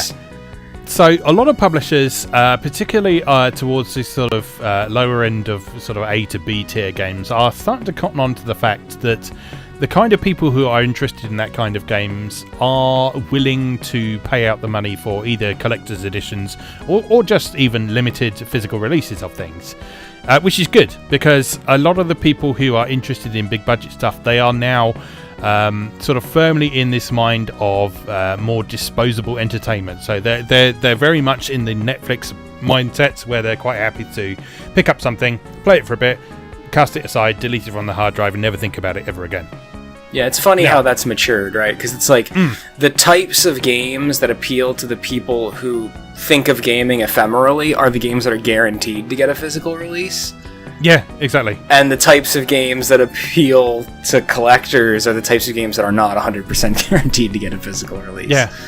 Mind you, those big games will still sell. So, like... a year or... physically, I mean. So, like, a year or two back, I spent some time between big jobs working for our game retailer in this country, just called Game. It's our GameStop equivalent. And anytime there was like a new FIFA or Call of Duty or Battlefield or something like that, we'd always do like a midnight release thing for it, and there would always be a lot of people there picking it up. And there would always be sort of parents coming in, picking it up, stuff for their kids and so on. So there's obviously still a market for this kind of thing. But at the same time, the people who maybe aren't having stuff bought for them, or that kind of thing, they're just as happy to do like a digital preload of something and just have it on the console and then just get rid of it when they no longer need it. Whereas, in my experience anyway, the people who really want those physical editions, the people who really want to collect stuff, are the people who are up for sort of more off the beaten track experiences and so on. So, and as you say, a lot of developers, not just companies like Limited Run Games and Special Reserves and that sort of thing, but people like Idea Factory and Nice America and that sort of thing, they're really cottoning on to the fact that people do still want physical releases of this stuff. Mm-hmm. So a lot of stuff is happening. So yeah, it's been a surprising struggle to think of stuff that hasn't had that I really wanted to bring up. So the first one I did want to mention, I've already talked about today, which is Evenicol from MoeGamer. And it actually surprised me that this didn't have a physical release immediately, just because so many people were looking forward to it, purely on the strength of Alisoft's reputation and the fact that it was really well received when it was first released in Japan. So Evenicol, when it released in 2015 in Japan, it sort of had the best reception of all Alisoft's non-Rants games since Daiakuji, which is the game that saved them. If you know your Alisoft history. So while they were trying to figure out what to do with the fifth Rants game, which ended up having 4 different versions before the one we actually got, they were sort of running out of money and really struggling and having real financial problems. So in the meantime, they released this game called Daiakuji that turned out to be a massive success for them. And that is the game that saved them at that point. And Evenicol is the one that performed the best since that one came out. Okay. That didn't have Rants on the box. So for it to get a Western release that was digital only was a bit disappointing for some people. But MoeGamer's way of operating is often that physical releases will often come out a bit later. Mm-hmm. So it's not something we can rule out altogether. But at the time of recording, it's a bit disappointing that you can't have this on your shelf, because it's ideally set up to have like a lovely boxed version, maybe with some art cards or an art book in it or something, because the art in it is so lovely. Nan Yagashi's artwork is so sort of distinctive and well received in other places it's been shown. So yeah, so I'm not going to rule that out altogether, but it's definitely the first one that springs to mind at the time of recording, certainly. So I'm sure you've got plenty in mind though, so let's hear from you. Yeah, I've got a list. I mean, the reason I suggested this initially for a topic today was because of the news with The Last Remnant, right? So like, yes, yeah. I do hope we see a physical release for that Last Remnant remaster, because I really don't want to have to buy it on the 360. I just not that I have any problems with the 360. It's just it's not hooked up. I don't have a newer 360 with HDMI, so it's a pain in my butt. Okay. If I want to play something on the 360. So I'll start off with the big one, Freedom Planet. Ah, yes. Yes.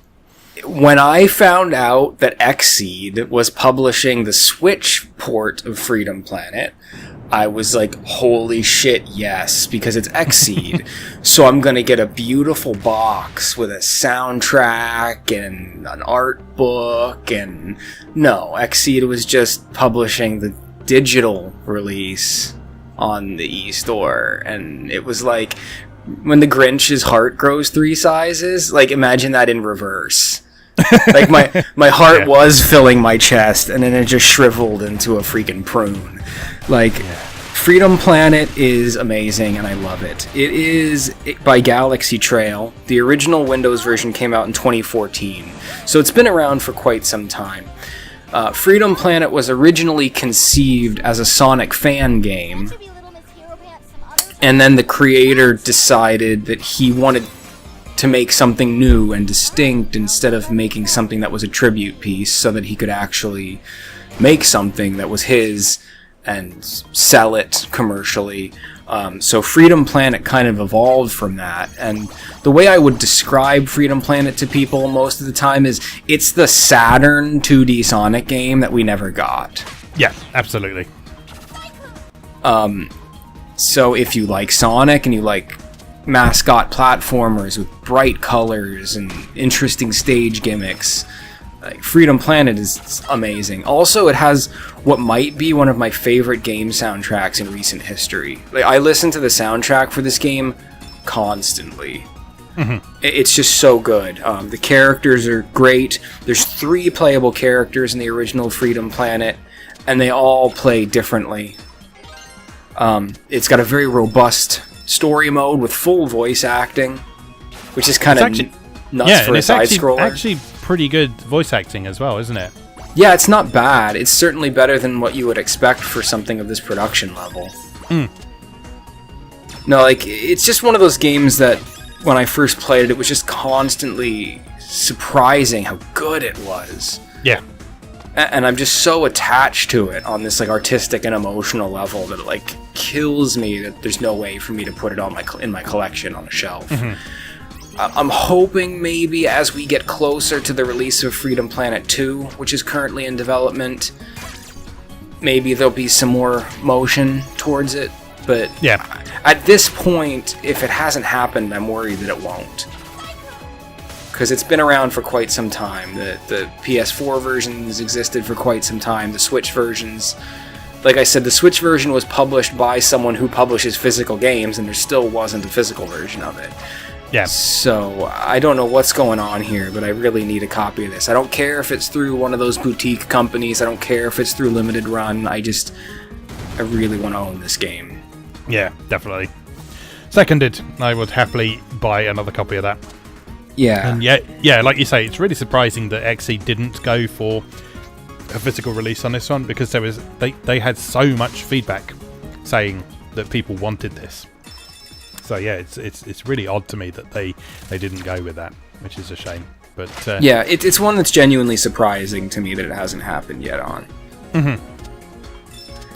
Yeah. All right, what else do I got here? Enter the Gungeon. I really love. Now, there is a physical release for the PS4 version coming out very soon through Special Reserve Games. Yep. They're putting a really nice package together with a hardcover art book. It's really lovely stuff, but I already own it digitally on the PS4. I want this game on the Switch. Yep. I want a physical copy of the Switch version very badly. Enter the Gungeon is a roguelike top-down shooter. Not dissimilar from Binding of Isaac in concept, which I know a lot of people are familiar with, but just in terms of production level, artistic presentation, visuals, music, level of content, like Enter the Gungeon is incomparable. Yeah, it's great. It's physically, it feels amazing. So there's a pretty ace dodge roll maneuver for zipping around and dodging bullets. I mean, the game is so focused on the satisfying feeling of its dodge roll that the development studio called themselves Dodge Roll. Yeah. Like, you can flip tables to protect yourselves from bullets. collect crazy guns that, like, you'll get a gun that shoots cats, but then in the next time you play through, you'll get a gun that shoots exploding grenades and lasers, and it's so much fun to play. It's beautiful to behold. The tech behind their technique for mapping the pixel art to polygons to make it look authentic, but still be able to be procedurally generated easily is amazing. Like, these developers know their stuff. I can't wait to see what they do next. But yeah, Enter the Gungeon. Hopefully one day I will get a physical release of the Switch version, because I really want to enjoy it in handheld mode. Yeah, definitely. It is a prime example of a modern game that has that addictive quality you were talking about a few moments ago with the Philips stuff. Like, when I sit down with Enter the Gungeon, I'm very surprised, like, where did the last 2 hours of my life go? Yeah. On that note, I will jump in, because I have two similar situations where there are already limited physical releases of these games available for the PS4 version, but I would very much like Switch cartridges of them. I think I know where you're going with this. You know where one of them's going, definitely, and that's Shantae. So Shantae is amazing. I absolutely adore the Shantae series. We have had that lovely Ultimate Edition of Half Genie Hero on Switch, which is great. We've had a digital release of Shantae and the Pirate's Curse, which is a wonderful game that I would love to have on a cartridge. We haven't had Risky's Revenge yet, and obviously there's no sort of Game Boy Color port on there either. So it would be lovely to either have the Shantae games released individually on Switch. I would happily buy them as individual games, or some sort of Shantae collection would be the ideal scenario for me. That would be lovely. I would love to see that. I would love all of those games in one place, on one platform, in physical format, just so I can add them to my collection and say, yes, I've got all of them. Because they are just such lovely games that they deserve better than a digital-only release. Oh, yeah. They're the best. The second one I want to bring up is another one that, like I say, has had a limited run games release on PS4 already, but a Switch version came out a bit more recently, and that is Kero Blaster. Oh, yeah. Kero Blaster is a game by Daisuke Maya, or Pixel, as he's better known. He's the guy who made Cave Story. And while Cave Story was his take on the sort of Metroidvania subgenre, Kero Blaster is a bit more like a more conventional 2D run and gun game, so it's got elements of kind of old school Castlevania and Contra in it. So you are a frog running along and shooting things, and you get various weapon upgrades as you go through. It's got lovely level design. It's got a really distinctive pixel art style that is very much sort of early 8-bit. So it's not specifically going for late NES era like a lot of retro themed games go today. This is specifically going for very early 8-bit. So it's got sort of like very plain sort of solid color backgrounds. It's got very large pixels, very flat colouring and shading on the sprites and such like, but it's got a very distinctive look as a result. It's got, again, a wonderful soundtrack, plays brilliantly, beautiful level design, wonderful satisfying weapons. It's a fantastic game that, again, I would absolutely love to have a cartridge for on my Switch. It's perfect for handheld mode. Yeah, exactly. It's a perfect game for handheld mode. Exactly. So, and I mean, like I say, it's got a digital release on Switch that I am tempted to pick up because it's got all of the additional content that they added after the original release. It's got the new mode that you can play after you finish it. But yeah, I would just love to see a physical release of that because it's just such a good game that, again, it deserves better. It deserves a higher profile position in people's collections than being lost on an SD card or a hard drive somewhere. I mean, that may happen. It's not going to be ruled out because I mean, Nicalis have worked with Pixel on Cave Story Plus already, so there's it's entirely possible that we'll end up with a physical release of that at some point. But it's not outside of the realm of possibility that Limited Run would do it too. I mean, they've done it once before. They've come back and done a Switch version later of something they've done on the PS4. Yes. I mean, it wouldn't be ideal to be Limited Run, but if that's where I got to buy it from, that's where I'll buy it from. Yeah. So, I'm not ruling those out altogether, but those are two I particularly wanted to highlight, given what you just said.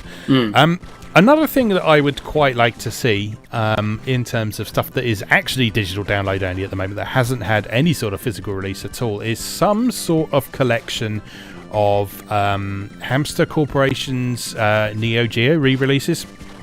Oh yeah. Yeah, so those are really nice. The ACA Neo Geo releases that they've done for pretty much every platform at this point, it would be great to see a disc or a cartridge with a whole bunch of those on, because they've done loads of them now. I know we've got the SNK collection, the 40th anniversary collection coming down the road. Yeah, that's not Neo Geo games though. No. So it would be great to see some of these ports, because these are good ports in most cases, and they're customizable. They've got ways you can tweak the performance and the way they appear and so on. So yeah, it would be great to see those collected in some form of physical way, and because there's some really interesting and unusual games in that collection as well. There's the stuff that everyone's heard of from the Neo Geo collection, and then you've got more obscure stuff that they've bothered to release as well. So besides like your magical drops and things like that, you've got things like Money Puzzle Exchanger as well, which is a really interesting puzzle game that's basically a magical drop rip-off with a few twists along the way. So yeah, that's one thing I'd love to see, and sort of with the resurgence in interest in retro gaming, that seems like something that would make a lot of sense. Again, particularly for handheld play. Yeah, very much so. Yeah, I mean, the Switch is where it's at for this stuff, right? The next one on my list is something I think you'll agree heartily with, which is I need Blaster Master Zero. Yes!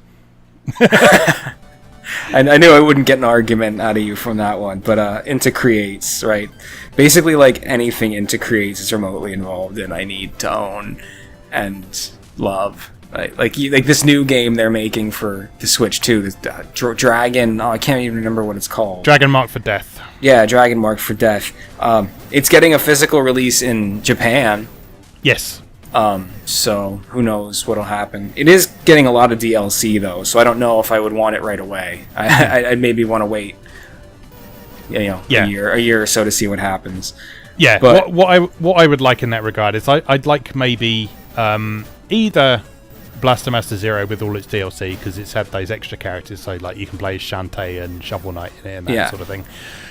Or some sort of double pack with Mighty Gunvolt Burst would be lovely as well.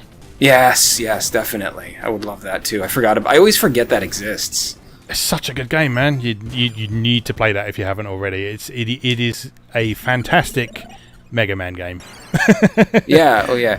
I have the original Mighty Gunvolt on the 3DS because I got it for free being a backer for Mighty Number 9. But I know Burst is just above and beyond like it's a fully featured game. It's quite Burst. good. Burst is amazing, particularly when you add all the DLC characters in there. You've just got so many different ways to play it. It is a wonderful game that, again, deserves a wider release and for more people to be aware of. Because I wonder how many people are even aware that exists. Just because by this point it's buried so deep in the eShop that you have to wonder how many people know it exists. Well, like I said, I forget that it exists, and I am a huge Inta Creates fan. And I forget that it exists. So. But yeah, Blaster Master Zero, and while we're at it, a US version of Dragon Marked for Death. I mean, yes, the Switch is non-region, so I don't know how English player-friendly the Japanese version of Marked for Death will be, but definitely want that as well. And two more. Jamestown Plus. Oh, yes. Yeah. Jamestown Plus is a horizontal shoot 'em up with a weird, like, American history, like, steampunky sci-fi, like, aesthetic, retelling the story of, like, the lost colonies, like the lost colony of Roanoke and the founding of Jamestown from American history, but through this weird, like, sci-fi lens. Well, it's a story of the lost colonies, but they're on Mars. Yeah, exactly. And it's just great. Like, it's a great modern shoot 'em up with a pixel art, a beautifully crafted pixel art aesthetic. Lots of different ships with different shot patterns to experiment with. A great risk versus reward scoring system. It's just a really, really well-crafted game, and it's cool because it's a shoot 'em up that was made for home first, never arcade. So it's actually crafted for your widescreen television. It's not crafted with a Tate mode. It fills your screen with bullets and beautiful pixels, and it's got an amazing soundtrack as well. I can't say that enough. It has such a good soundtrack. Yeah. So I want that. I'm surprised someone like Limited Run hasn't jumped on that yet. Have they not? I feel like someone has done that at some point. Have they? Am I misinformed? Carry on talking. I will look that up while you do that. Okay, so the last one I have, which is something I've been, like, on the Limited Run forums, I've been screaming at for since it existed digitally, was Malicious Fallen for the PS4. Yeah, I'm familiar with that one. So Malicious is a action game that was released many years ago, originally on the PS3. I think the game is almost 10 years old at this point. The digital version of the original Malicious. I think it was released almost like 2010. It's been out for a while. It is a game where it's kind of focused on choosing a level, and then that level has a big boss. Right. And you have to take that boss down, and that's that. But it's just a solid action game.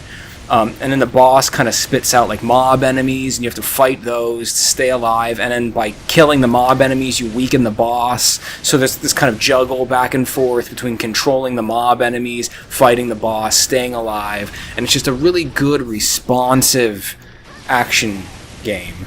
Yeah. In the Japanese mold. And there's been a lot of different releases over the years. It came out on the Vita with some additional content and DLC. Mm-hmm. And then Malicious Fallen is the definitive PS4 version with all the DLC, all stages from all versions. Okay. And it's really cool. It has a great aesthetic. It kind of has like a kind of a ghosty, ephemeral feel to the whole thing. Your character is kind of very floaty in the way they move, so there's kind of like a graceful ballet to the action, and there's magic and particles everywhere, and it's just got a brightly colored anime aesthetic. Yeah. And I very much would like to own a physical copy of it. Okay. Going back to Jamestown at the minute. Apparently, Limited Run have expressed an interest in doing this, but the trouble they've had is that the developer Final Form Games, the last time they tweeted was in June of 2016. Oh my. Yeah, so that's not a good sign. So they've had a bit of trouble finding anyone to ask. No. So they want to do it, but we just don't know what has happened to that developer at all, basically. Huh. Which is that's a shame. That is a real shame. So yeah, that's looking unlikely, unfortunately, because that is one that would be a lovely part of any shoot 'em up fans collection. Yeah, I'll say. I thought of another one. What was it? Oh yes, Assault Android Cactus. Oh yeah, that's a good one. This one did have a very, very, very, very limited release at one point. By like not even Limited Run Games, it was like a really small company who did like a proper cardboard boxed version. For the PC? I think it was the PC version. Oh, okay. I don't acknowledge that. But yeah, Assault Android Cactus is a game that I have been yelling about for literally years now. Just because I have been following it pretty much. It was pretty much since it was in its very early access stage. While I was on, might have been GamePro, either GamePro or US Gamer. While I was on them, I went to a Eurogamer Expo down in London. And Jazz Rignall, who I was working with at the time, he said, "Hey, there's this game that if you find a minute, can you go and check it out for me?" Because like he likes sort of the retro style stuff. I was like, "Yeah, okay." And I hadn't heard anything about it at this point, but I went along to see the developer, who are these couple of guys from Australia, and they were so passionate and enthusiastic about this project while it was in such an early stage that I just couldn't help but be fascinated with this game and follow it along from there. So Assault Android Cactus, for those who haven't come across it before, it's a top-down twin-stick shooter. Very heavily inspired by a combination of things, really. So it's they've taken a lot of influence from several treasure games along the way for things like the way that the weapons and the power-ups and stuff work. It's a very sort of technical game, so it's not entirely bullet hell, but it's got elements of bullet hell in there. But there's things like you can certain animations you have sort of invincibility frames and stuff, so you can use those to dodge bullets and that sort of thing. There's a very challenging combo system to scoring. So like your ultimate aim for each level is to try and get an S+ rank, which involves having a combo of literally every enemy in the whole level without stopping. And it's just a wonderfully designed game for 1 to 4 players. Runs beautifully. It's got these wonderful dynamic levels that change and evolve and morph into different things as you're playing. It is an absolutely magnificent shoot 'em up that if you haven't played yet, then yeah, you definitely need to grab. At this point, it's on PC, it's on PS4. I forget whether it came out on Xbox One as well. But there were certainly plans to do it at one point. There was supposed to be a Wii U version at one point and a Vita version, but I don't think those ever materialized. But definitely, if you have a chance to play that, it is one of the best twin-stick shooters I've ever played. I often describe Assault Android Cactus to people as the twin-stick shooter for people who love twin-stick shooters deep in their heart, but have become exhausted with them. Yes. Because like there was a time, like post the success of Geometry Wars, where just everyone and their brother was shitting out twin-stick shooters. Yeah. And you could literally not disseminate the good ones from the bad ones. Yeah. Because there was just so many of them. Like there was, oh god, what was that good one from Housemarque? Stardust, yes. Super Stardust HD was incredible. But like, besides that, there was just a lot of trash. Yeah. And so when I played Assault Android Cactus again, because I was kind of sucked in by the aesthetic of it, and like the promise from the developers that like, you know, these are all the places we've taken our inspiration from. So like, I knew these people, I knew the folks over at Witchbeam were doing something that was more in line with what I wanted. Yeah. And when I played it, I was like, oh yeah, that's right, I really do love twin-stick shooters. Like, it really just like reminded me of how much fun the genre can be. Yeah. Well, I think the thing that works so well with Assault Android Cactus is that they've drawn as much inspiration from more traditional shooters as they have from twin-stick stuff. Yes, so that's the big thing. So they're not trying to make just another twin-stick shooter. They are doing things like that.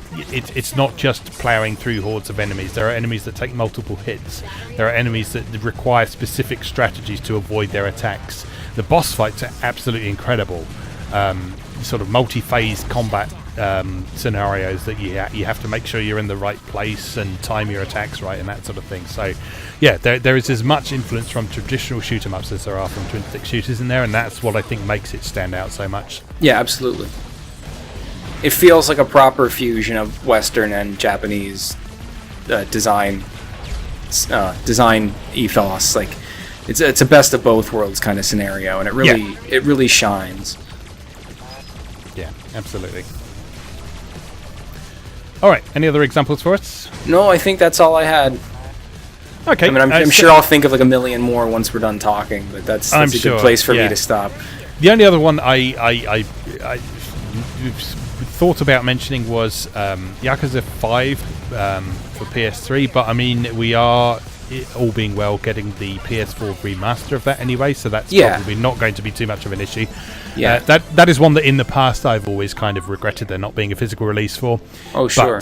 But assuming that PS4 version does come west, then we won't have to worry about that. So, well, we're in a golden age of Yakuza now. Now that people finally are like in love with it in the mainstream, it's really just become not a question anymore.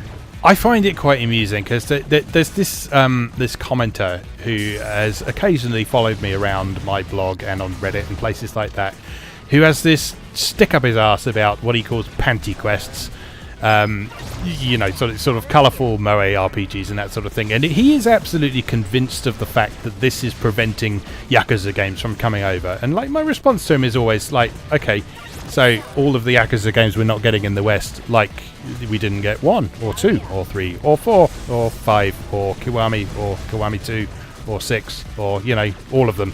Yeah, like what is this dude? What is this dude talking about? Exactly. So I mean, yeah, we have had almost all of the Yakuza games since then. The only ones we haven't got are the spin-off games, and it's actually looking quite likely that we're going to get those. I want the one in feudal Japan so bad. Yes. Yeah. So yeah, Yakuza fans, you have nothing to worry about from Panty Quests. Yakuza is a panty quest. Like every Yakuza game has like your like flirt with hostesses or run a strip club mini game.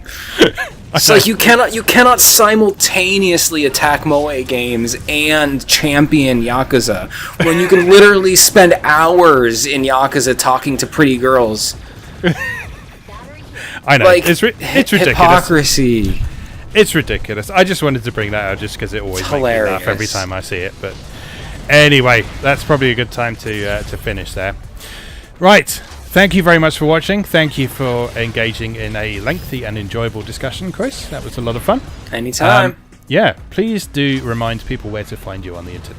Sure, you can find my artwork at mrgilderpixels.com. I'm also readily available on Twitter, Tumblr, and Instagram at mrgilderpixels. Please come say hi. I like to post new stuff, work in progress stuff. I'm starting a new painting this afternoon as soon as we're done recording, so always like to hear some feedback. Excellent stuff. And as always, you can find my main site on MoeGamer.net, where I cover Japanese games, visual novels, retro games, and all sorts of other good stuff. You can find my new Atari A to Z series, which I mentioned earlier, on the YouTube channel. If you're watching on YouTube, just click on my name and find out more. If you are listening to the audio-only version on SoundCloud, I'll pop a link in the description or somewhere. Also, my new Philips Video Pack site. Like I say, I haven't set up a domain name or anything like that, but you can find that at videopackgames.wordpress.com right now if you'd like to find out more about this weird old system. And yeah, feel free to hang out on Twitter if you want to chat about games and stuff. And yeah, that's about it really. So, thanks very much for listening and or watching, and we'll see you again next time.